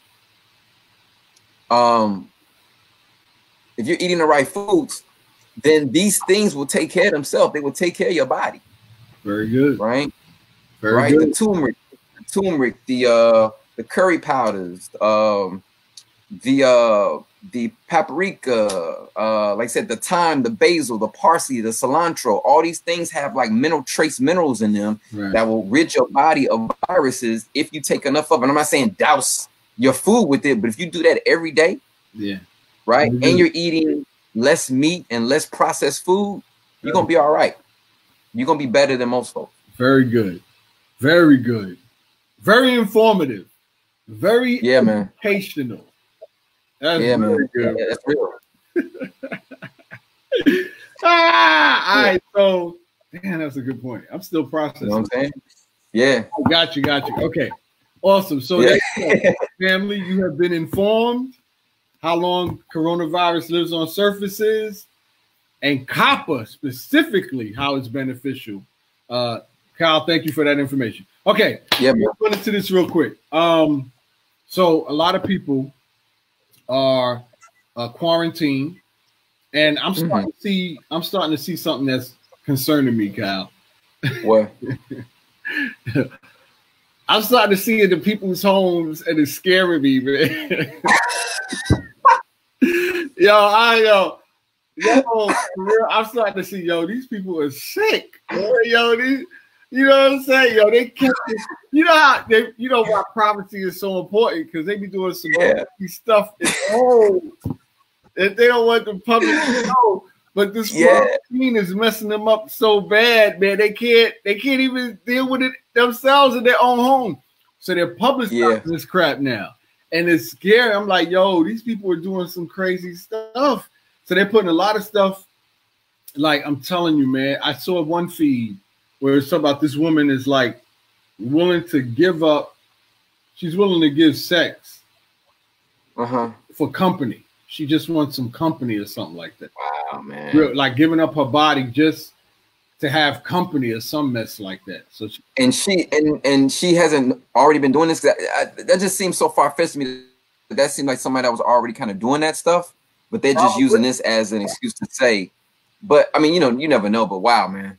If she's just starting to do that because of this, that's I don't know if she's just starting to do it. What I'm saying is people they can't go nowhere. I mean, they can leave the house, right? But wherever they go, nobody's there. So but that, you know what I'm saying? So, I mean, that sounds like some addiction, like some sex addiction or something. Probably. Right? I'm using that as an object lesson.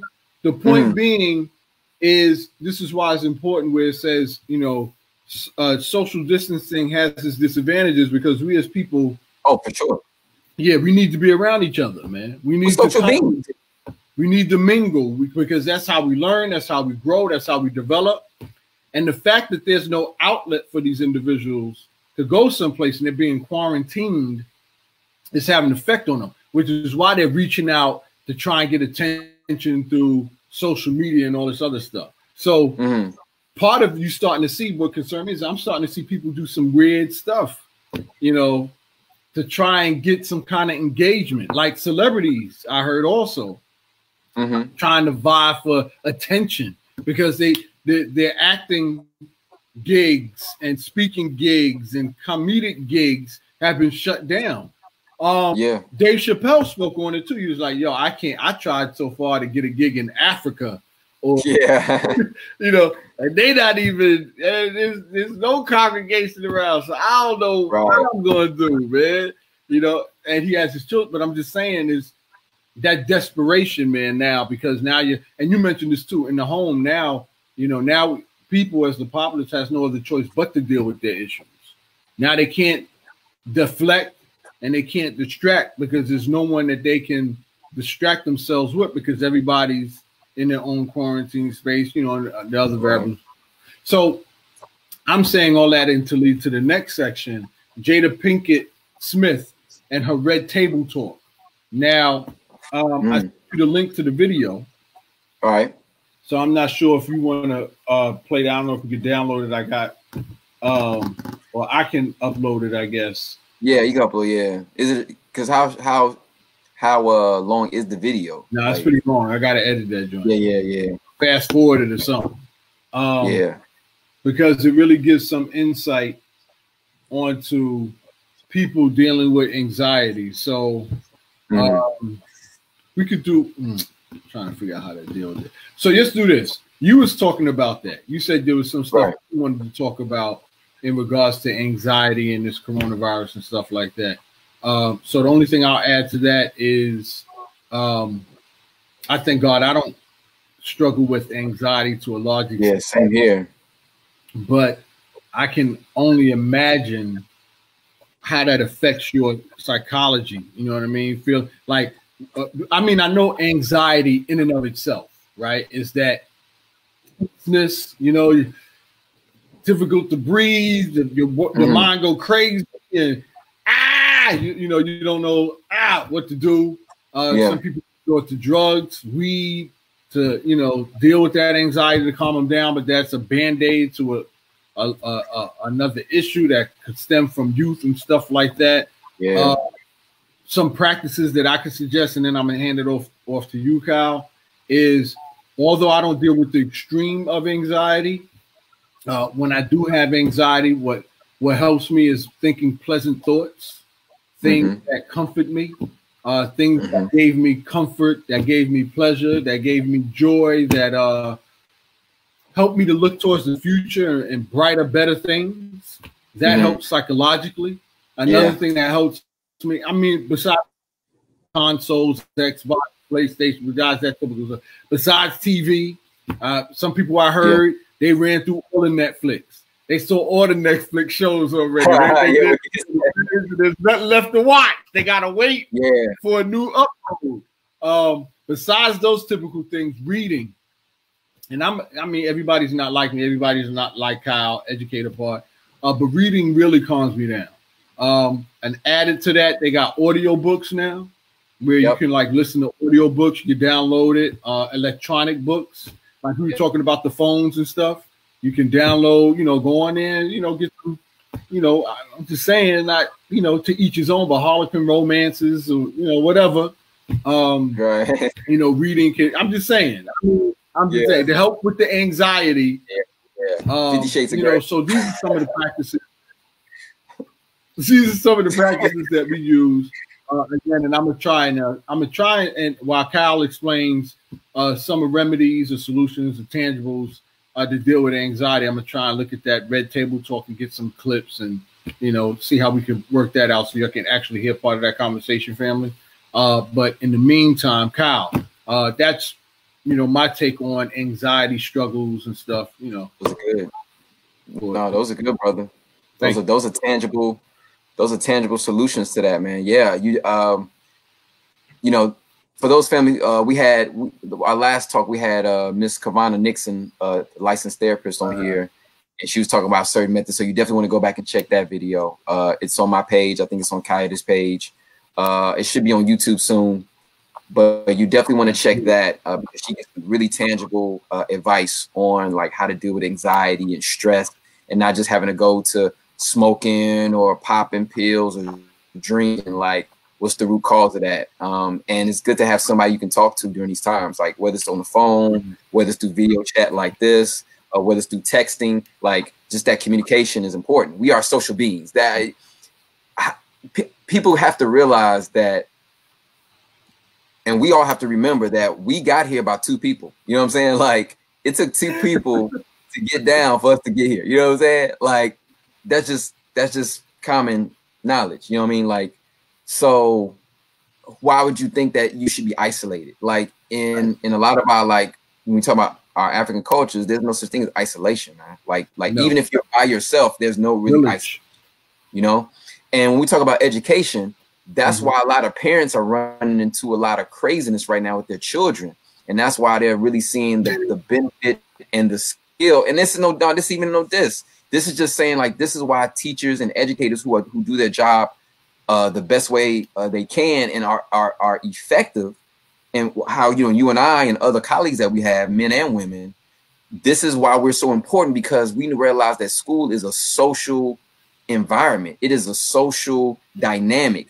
You learning online is great for a lot of folks. That's good.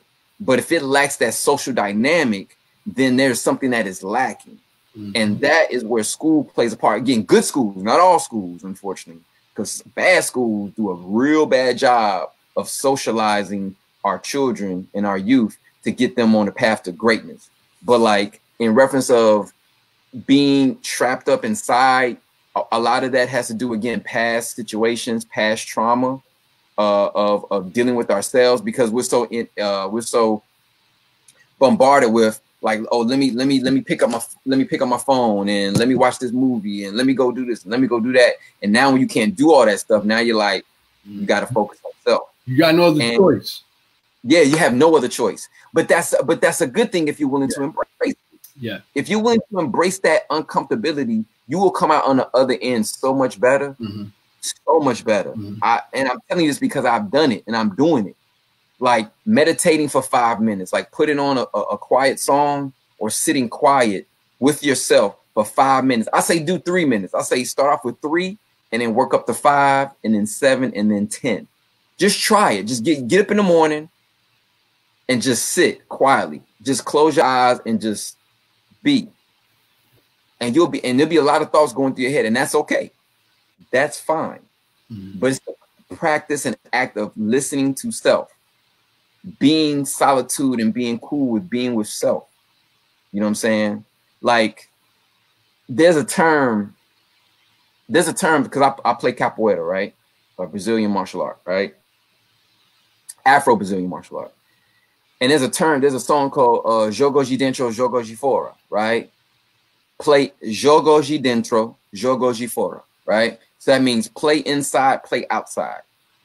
And there's a mestre. Mestre is like master, teacher. His name is Jogo de Dentro. I love that name, by the way. That's just a smooth name for me, right? Mestre Jogo de Dentro he's master of the inside game, right? Because you have an outside game, you have an inside game. And I thought about that this morning when we talk about being with self and being cool with being inside and dealing with like your own like habits and ideas and thoughts. Mastering the inside game, not just from capoeira sense, but mastering the inside game, mastering that inside you, like mastering that mentality that you have about self and your surroundings and your environment. And I thought about that this morning, and I was just like, wow, like who is working on their inside game? Like, we're trapped inside, but are you also working on you inside of you? Like, are you working on that? Are we working on that as people? This is a great time to do that, right? I'm not saying you have to do it totally by yourself. Like, you have people like Miss Kavana Nixon, you can reach out to her. I'm sure there's other people maybe in your family who are kind of like that person you go to, right? But like, are y'all working on your inside game? You know what I'm saying? Like, when we're able to go back in society and mingle with each other again, who's going to come out better for it and who's going to come out not doing the work? You know what I'm saying? Like that's what we need to be thinking about. You know, yeah, I'm watching Netflix. Yeah, I'm watching the YouTube. Yeah, I'm reading too. But if it's taking me from working on who I am and what I want out of life, then I think I'm missing. I think I and us, we're missing that opportunity. If it's another distraction, so to speak, you know. Correct. You know, I think one of the difficult things that we as a people do in contribution to technology today is we don't self-reflect enough. Yeah. And I use that term because I heard it said, I think it was Henry Ford said this. I heard him reading the books Think and Grow Rich. You know, I read that book like twice, along with a lot of other books. But he said, I'm rereading that book, by the way. Yeah, it is. You learn a lot when you read it again. There was a famous quote that he says that I'll never forget. It says, "Thinking is the hardest work there is, which is why so few people engage in it." And that quote is important, and it relates to this situation we're going through now. Is just thinking, right? We've, as a populace, have been ingrained to not think but memorize.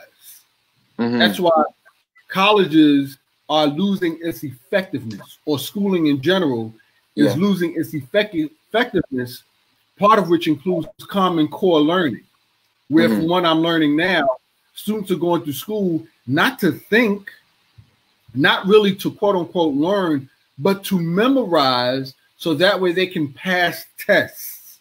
That's how these students are being promoted in grade point averages in the tests that they take. So all they have to do is memorize. They're not understanding, comprehending the material that they're so-called supposed to be learning. They're just memorizing.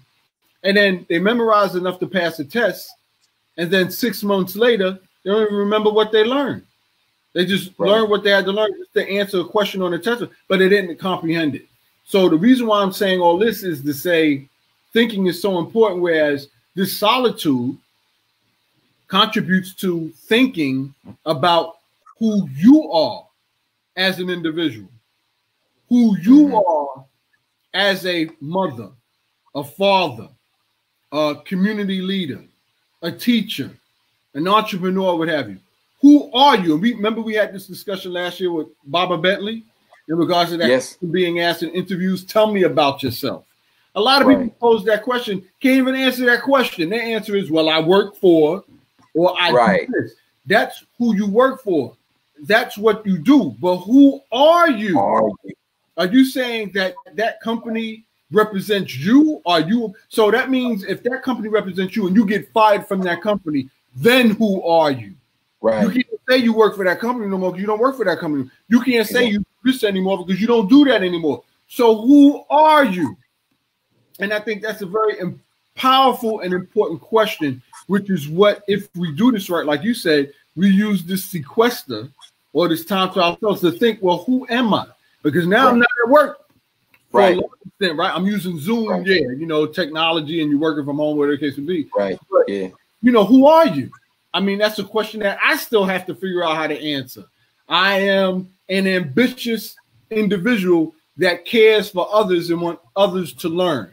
I am an organizer. I like things in organization. Those are the things that I like. This is what makes up my core. This is what makes up my character.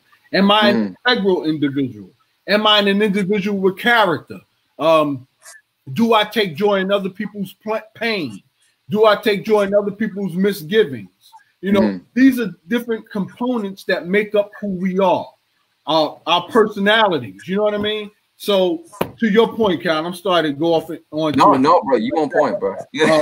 But this is what this sequestering quarantine, I believe, if used correctly, should help us figure out. So when it's lifted, when we enter back into society, we have a better self-sense of who we are, whereas we can better contribute to society now and get out of this confusion, get out of this herd mentality where we're just following everybody else because everybody else is. No, ask yourself the question, you know, why is everybody doing that?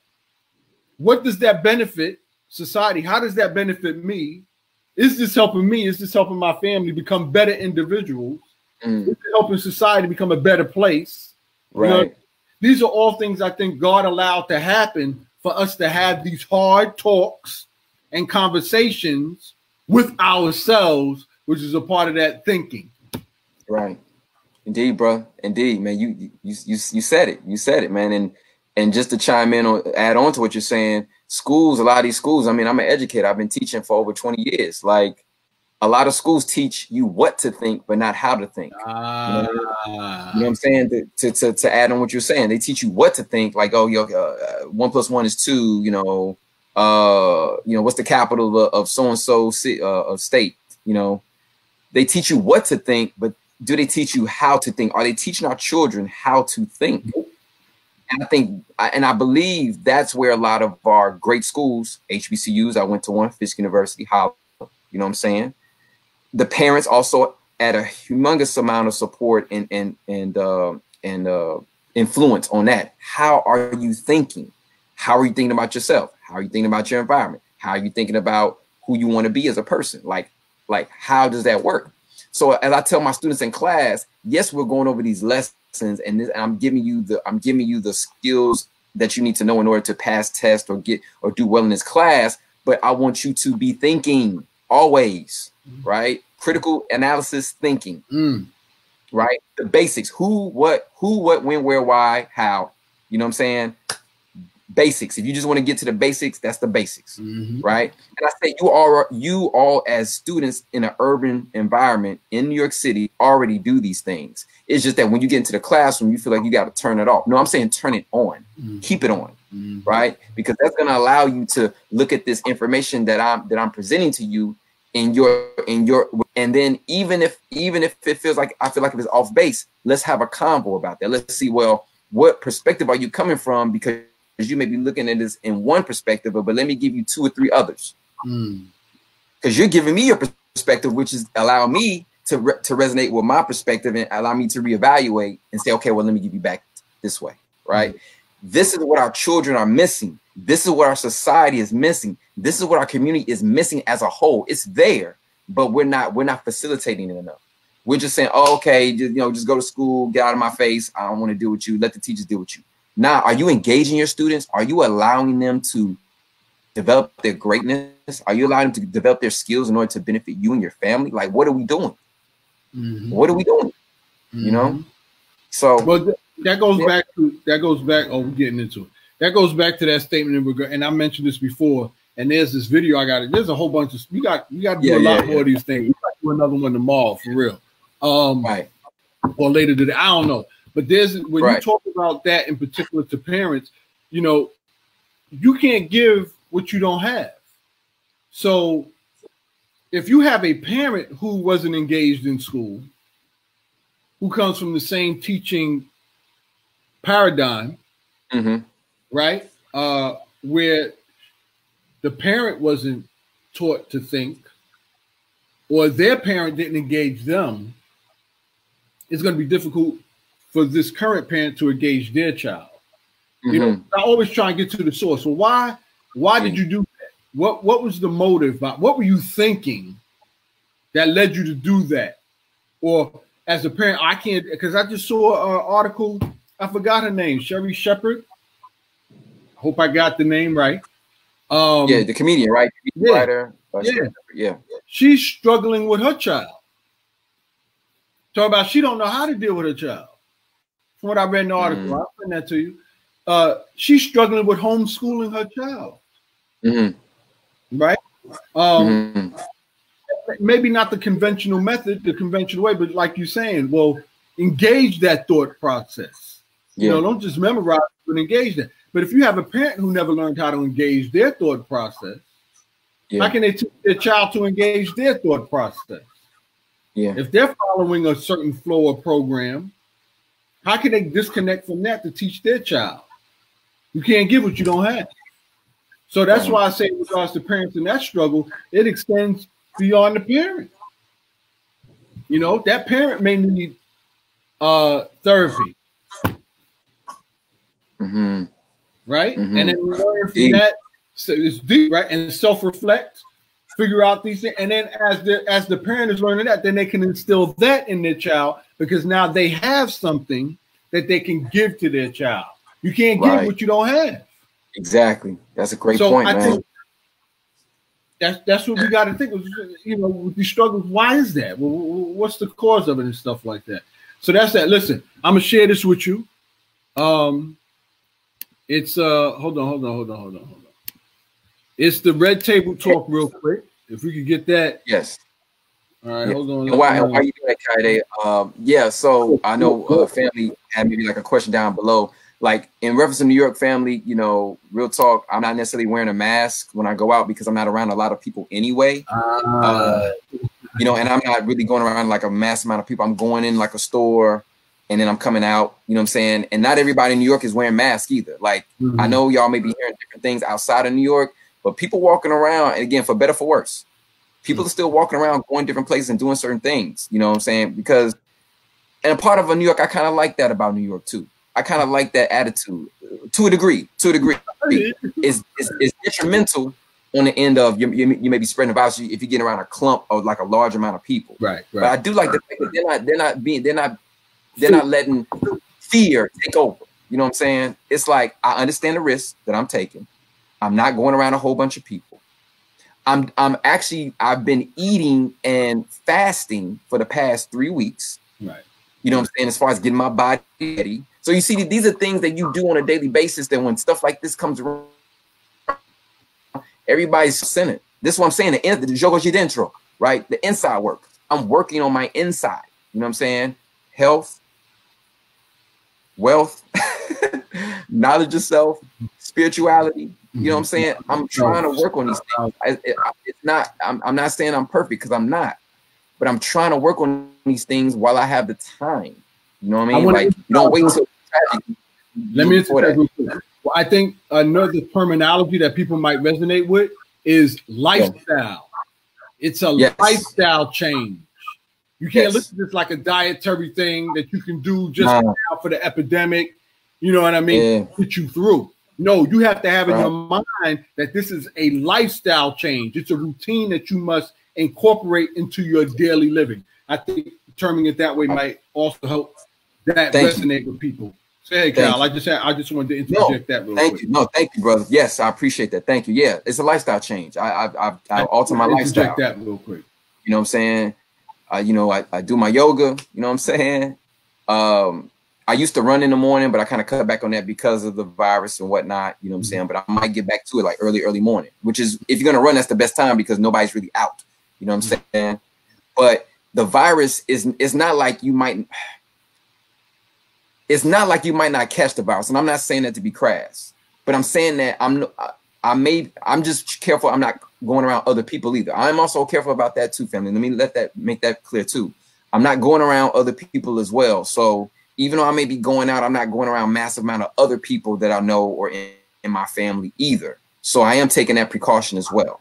You know what I'm saying? I'm not like going out like whatever it is, and then I'm going around people that I care about. Nah, I'm also sequestering myself too. You know what I mean? But I am mindful of the risk that I'm taking. That's why when I do go out, I'm trying to stay clear as far as close contact with people. I'm saying, if I'm going in the store, I'm going in, get what I get, I'm coming out. Or if I'm walking the streets, I'm not standing there next to someone. I'm walking past or giving enough distance between us. You know what I'm saying? So I am mindful of that. Yeah, 6 to 8 feet. Yes. All right, so here's the Red Table Talk. 3, 2, 1. On this Red Table. It's up to stream. Yep. All right, so millions are struggling with anxiety, fear, and panic. I can tell you this is a shrink. Never before has we as a mental health profession taken on something of this magnitude. World-renowned psychologist Dr. Ramani. We deal with more challenges in 24 hours today than what we were in our whole lifetime. And motivational speaker Jay Shetty team up to help us cope with these challenging times. How do you help people that, because of their anxiety, actually can't sleep? Relationships will be challenged. This is going to be a real interesting workout for a lot of couples. And hard decisions will have to be made. We have to become careful with whose pain and how much pain we can take on. And in my codependency, I want to. Exactly. Help from two of the best experts on the planet. We have both of you on speed dial. Thank goodness. That's all I can say. So hold on, here we go. Yeah. Coronavirus transformed for a while, but the fact that this kind of isolation where totally you had your album The Anxiety come out, you put yourself on speed dial. Thank goodness. I'm gonna let that all intro. I can say. All right, we just do the intro. Let that. Okay, so how long is playing for? The coronavirus. It's 31 minutes in length, so I'm going to try and just advance it. I didn't have time to really look at it. So I say I'll give it 10 minutes. Yeah, but kind of cut through because I don't want to go 10 minutes without us talking because like that's a lot for people to take in. To process. So yeah, right. So one thing I wanted to. All right. So let's see how we do this. Yeah. All right. I'm gonna stop it on like probably 2 topics, and then we'll probably do a part 2. What do you think? Yeah, definitely, because it's a lot. I mean, and plus a lot of stuff that they're talking about here. I'm sure, like again, if family, we already discussed. Thank you for following us. Look at our last video with Kavana Nixon. A lot of stuff that they're mentioning on here, I'm sure she mentioned as well on our last video on my Facebook page. Go to Coyote's Facebook page, and you'll see Kavana Nixon. Right, she talked about a lot of these different methods and things like that. I'm sure what they're talking about as well, but she also touched on those, and we're gonna do a part 2 with her as well. So yeah. Okay, so I'm gonna try and do it where I get each specialist their take on one topic and then end it like that. Okay, I'll try and do it that way. All right. Okay. So let me fast forward. And I love these talks too, man. They really, even though sometimes, of course, we don't agree with everything they say, but I love that they have these talks with their family and they're breaking down those generational beliefs and habits that haven't served the family well, and they're breaking through that so they can break those what they call generational curses. So I like the fact that they're exposing that to the world because they don't have to do that, but the fact that they're a black family doing this now, not there's a black family now we're talking about. So the fact that a lot of times we keep our business behind closed doors and they're allowing themselves to be exposed in this way is courageous and phenomenal. There you go. All right, so you see, I'm gonna do my best in keeping this down. Your days and nights then become occupied with: are my parents okay? Is my mom going to be okay? But then I'm also a therapist. Right. My poor clients, a lot of them are struggling, and they're struggling a lot. It brings up old anxieties. People who are living with anxiety, this is a multiplier. Right. I can tell you this is a shrink. Never before has we at the mental health profession taken on something of this magnitude. It's all hands on deck. Yeah. Jay, what about you? I know you had to push your book back. Was it because of all of this? Yeah, absolutely. First of all, I'm just so grateful to you for doing this. It's so meaningful that I'm trying to speed it up. To show up in this way. And, the last episode was amazing.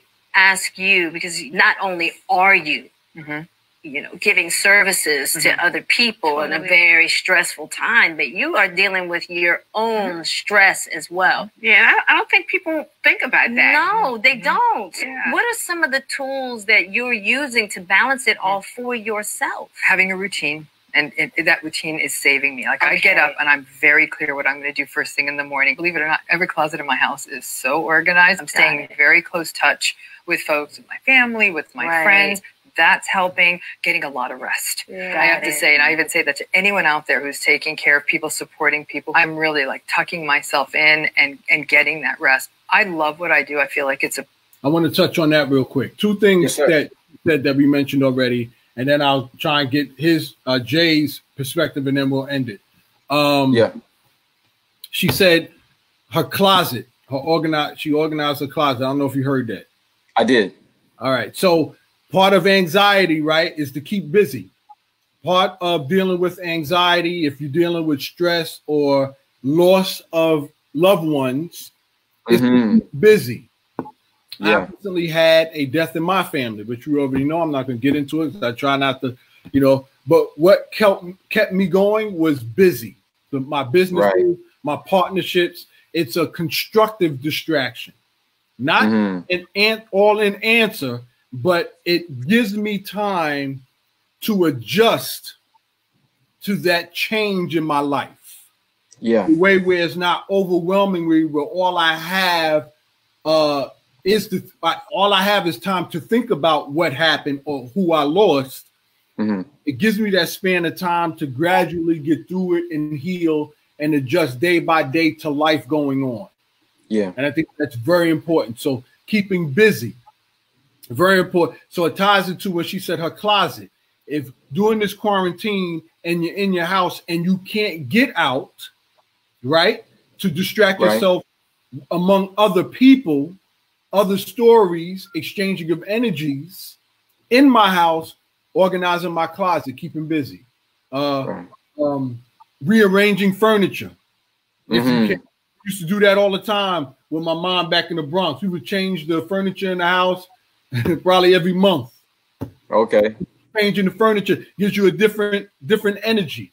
You know, it does. Sharing location, you see your apartment from a different perspective or a different angle. It changes. Feng shui, baby. You know, feng shui, exactly. Feng shui. You also mentioned reading and stuff like that, but women in closets and shoes, organizing your shoes.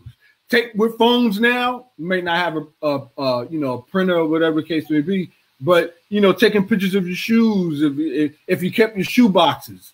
You see the shoe, right, and putting it outside, taping it to the shoe box and stacking the shoe. Exactly what shoe is in that box. Shoe connection.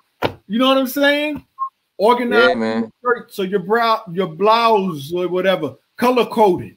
You know what I mean? Or all pants in one area, blouses in another. You know what I'm saying? So that's what I got from her in regards to, being organized and stuff like that. She also mentioned something about relationships later on, but we probably won't have time to get there. But that's what I wanted to interject on that segment so far. Did you anything you wanted to interject before I go to the next? I want to interject that. She was saying like how to manage it all. Like they've never they've never experienced this amount of like people at one time having these anxiety issues, because everybody again is for the most part sequestered in their homes for majority of the day. So that's wow. That to hear that is like, man, that's crazy. But then I like the fact she said something simple as getting your rest. That's very important. A lot of times people have so much anxiety. They're just so built up with emotion and just energy that they can't express it or get it out. That they're lacking sleep. So the fact that getting proper rest is very important, man. Those times where the body, we talk about that almost all the time. Yeah, we talk family rest, like something simple as rest is so important. Like that's when your body basically regenerates. It actually flushes out the proteins. Remember we talked about that? It actually flushes out the proteins that build up the protein toxins in your brain throughout the day. It helps to flush those out when you sleep. So when you get proper rest, over time, your mind is clear. If you don't get proper rest over time, those things build up in your mind, and that's when you start forgetting stuff, right? That's why you're like, why am I forgetting? Because those protein buildup chemicals in your brain are not allowing your neurons to fire off, the blood to flow properly, and is tearing down your health. So proper rest is important. I want real quick before because you made it very. Explain this to me. Give me your perspective on this, Kyle. Yeah. I've experienced just yesterday, as a matter of fact, how I could take a 20 to 30 minute nap and feel invigorated like I can't even explain it. I feel like, after just taking 20 to 30 minutes. So I'm saying that to say the difference between proper rest and sleep than regular sleep. You can go to bed at 11 o'clock at night, wake up at 6 in the morning and still feel tired because your mind was racing all night. You was tossing and turning. So you were in bed for all those hours, but you really didn't rest. You really didn't sleep. It wasn't proper because your mind was moving all over the place. As opposed in comparison to a 20-minute nap where you was out for 20 minutes, complete rest, no toss and turn, no mind going over the place, and feel rejuvenated as if you got like 10 hours of sleep. What's your perspective? You have anything to say? Like, what input or feedback do you have to say to that? Yeah, definitely. Those power naps are dope. Those power naps work. They say if you power nap, you're not supposed to power nap more than an hour because after that you start to go into deep REM sleep, rapid eye movement sleep, and then it messes with your regular sleeping schedule. You don't want to go to nap, too close to when you go to bed. You want to nap. They say ideally you want to nap between like 4, I think, throughout the day. And it only should be for no more than an hour. You can nap for 20 minutes, 30 minutes, 45 minutes, 10 minutes, but it should be no more than an hour. Also, like you're saying, Kaide, like when you get quality sleep, if you're eating right before you go to bed, you're probably not getting quality sleep.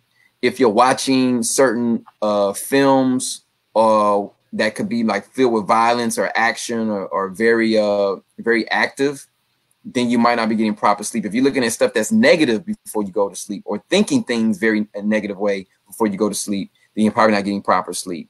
If you're not sleeping in a place where it's not completely dark, like some people don't maybe not like it completely dark. But if you're not sleeping in a space that's not completely dark, you might not be getting proper sleep. So there's these little things that you can do to help get sound sleep when you actually lay down and rest for the night. Our computer screens have enormous amount of light in them. You want to make sure that you're hydrated throughout the day. If you're not properly hydrated throughout the day, then once you go to bed, you might not be getting proper sleep. Now, you probably want to drink your water or your smoothie or juice probably at least an hour before you go to bed, so that way you won't have to constantly keep getting up throughout the night using the bathroom, whatever the case. But like, yeah, these are just little things, man. There's a book again I read. So there's a book called The Power of When, right? Called The Power of When, W-H-E-N, The Power of When. This guy named Dr. Bruce, B-R-E-U-S. He talks about the 4 different types of sleep patterns that you might fall into. It's a really interesting read. He has interviews on YouTube. Definitely check it out. All right. On that note, I'm gonna end it. You want to continue with this? Yeah, we're gonna end it on that because we'll do. If you're interested, you like it, we'll come back and do a part 2. We'll play the Red Table. Yeah. Table Talk with Jada Pinkett Smith. I'll send Kyle a link to it so y'all can watch it on YouTube yourselves. But I think that's real important information we gave them, our family. We gave y'all in regards to how to deal with anxiety, how to keep you busy, right? So if you busy, you know what I'm saying? Like we were talking about, don't just be busy, be productive. Right, good bit. Right. So if you're good busy, then it should encourage or complement good rest. Right. So it means if you're good busy throughout the working hours of the day, when it comes down to the evening, your body should be well adjusted and on track to getting ready to transition into rest, going to sleep. So you get a good night's rest with the amount of hours that you need, so you can wake up reinvigorated the next day, replenished, re-energized. That contributes to the lifestyle, right? The routine, whereas you can staying healthy, but you can staying less susceptible to viruses. Ties all in one. So those are the two pieces that we gave you. Good, busy, and rest. Should help with regards to this epidemic, and then come out the gate when it lifts, where you have a nice routine in place. Right. Now you're ready to take over. You're ready to take. Now you're ready to take control because you got your self-centered. You got your core in place. You're ready to go. All right. So we're gonna close out, Kyle. This is your platform. Yeah, indeed. Our platform. Yeah. So family, thank you for vibing with us. Thank you for rocking with us. Again, I know we may be quarantined up in our homes, but if you're accessing us on your phone, on your laptop, much appreciated to you. Definitely check out our Grand Rising Collective page on YouTube. You can type in the Grand Rising Collective and it should come up. Please subscribe. We're trying to get 1,000 subscribers before June. So anything that we said that was valid, please put a comment down below. Let us know where we messing up, where we doing good at, so that way we can give you better service. You know what I'm saying? We can talk about certain things that can help you navigate these coronavirus times. And shout out to the people who have definitely lost their lives, to this virus, but also the people who are striving as well. Like a friend of mine, he caught it in Chicago, but he's getting over it right now.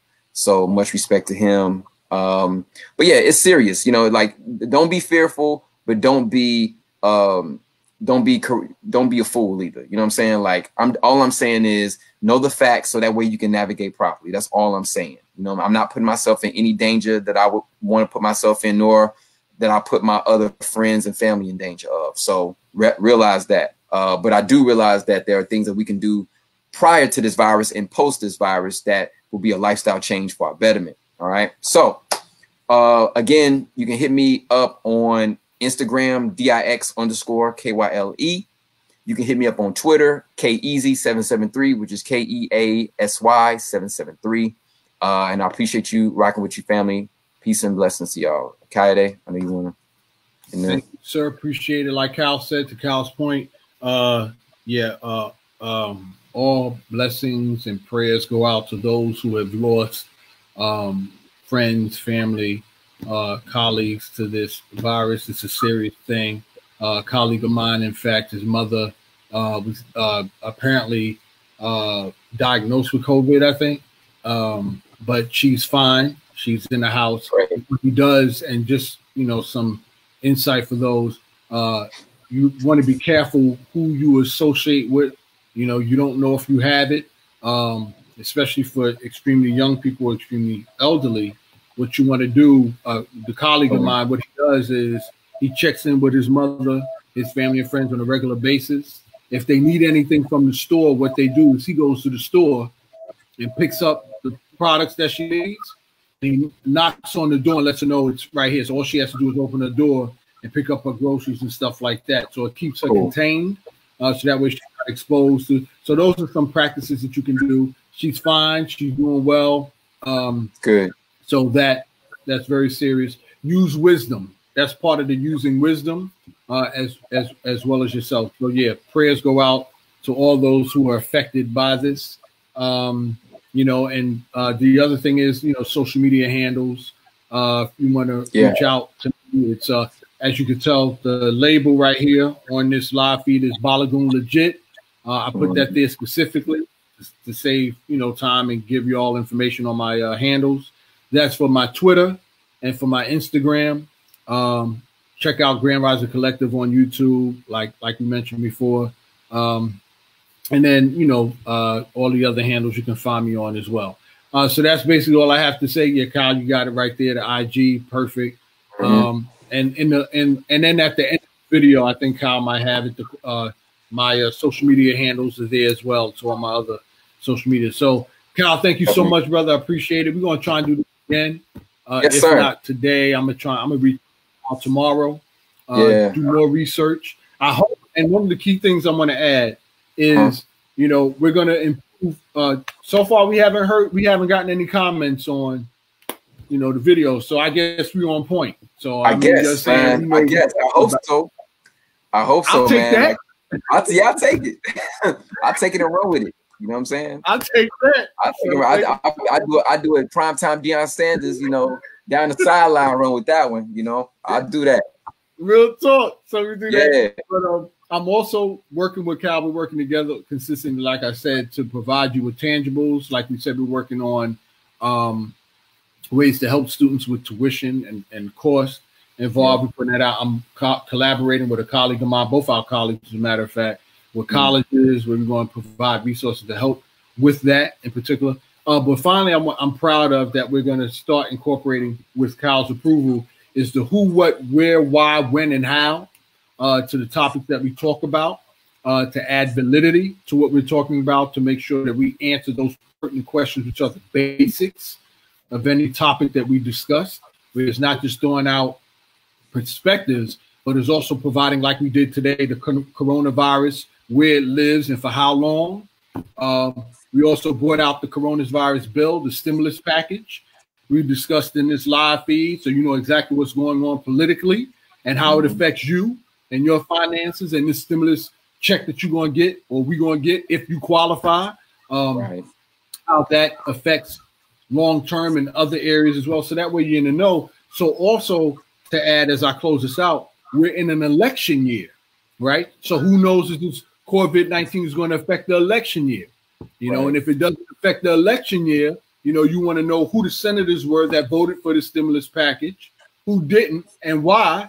So that way you're informed when it comes time to heading to the polls to elect. I also want to start looking at this in regards to, we talked about this before, as it relates to neighborhood and community, right? Knowing that election isn't just every 4 years. You're not waiting to every 4 years to vote for a president. You want to be involved in the voting process now every year in regards to who you vote in the office, senator, councilman, assemblyman. So these are things that we need to continue the dialogue and continue the discussion on, so that way we're well informed as a community, so that way we have some kind of control over how the society goes. And one final note, and this isn't a dig, but had we been more as a populace in tune to what was going on, we probably would have elected somebody in office who would have acted on this coronavirus when it was first realized back in November and October of 2019. We probably wouldn't be left in a situation where the epidemic now, from what I hear, New York City is the epicenter of the coronavirus, where we now eclipse people diagnosed with it. We eclipsed Europe. I don't know if you heard that, Kyle. Yeah, I did hear that. I got people, man. I got people in London. I got people in Japan, man. That's a whole nother topic, bro. Like that, they've been giving me like some game on some stuff that's been going down. That's a whole nother thing. Topic. But that's all the thing. That's a part of the political process, because the people who were in the government, had they enforced these rules early on, we wouldn't have to be dealing with this now. You wouldn't be quarantined in your house now. You wouldn't have to worry about not getting a check now. You wouldn't have to worry about what Kyle's friend went through, where they sent a letter to him saying you don't have to come into work. He don't report to work, and then his manager calls him the next day or 2 days later saying because he didn't report to work from a letter that he received that he didn't have to go to work, he got fired. So all these things have been avoided, had proper action ahead of time. This is the stuff we bringing to you. We coming live, we coming on fire, throwing it in your face, we coming at you. Right, there you go, brother. I keep it real, man. You lucky we ain't got enough time because we were thinking. Oh man, no. Hey, that's why we got multiple episodes. Come check us out next week, family. That's what we say. Come check us out. That's right. If you feeling it, come holler at us. All right, and we appreciate you even like listening to us. All right. So much respect, much love. Much respect, much love, Kyle. I'll holler at you later. God bless you, brother. Appreciate you. Indeed, my brother. All right, family. Peace and blessings. Be safe out there. Peace. All right. Take your health into consideration. Love. Peace. Peace, love. Ashe. Ashe. Yes.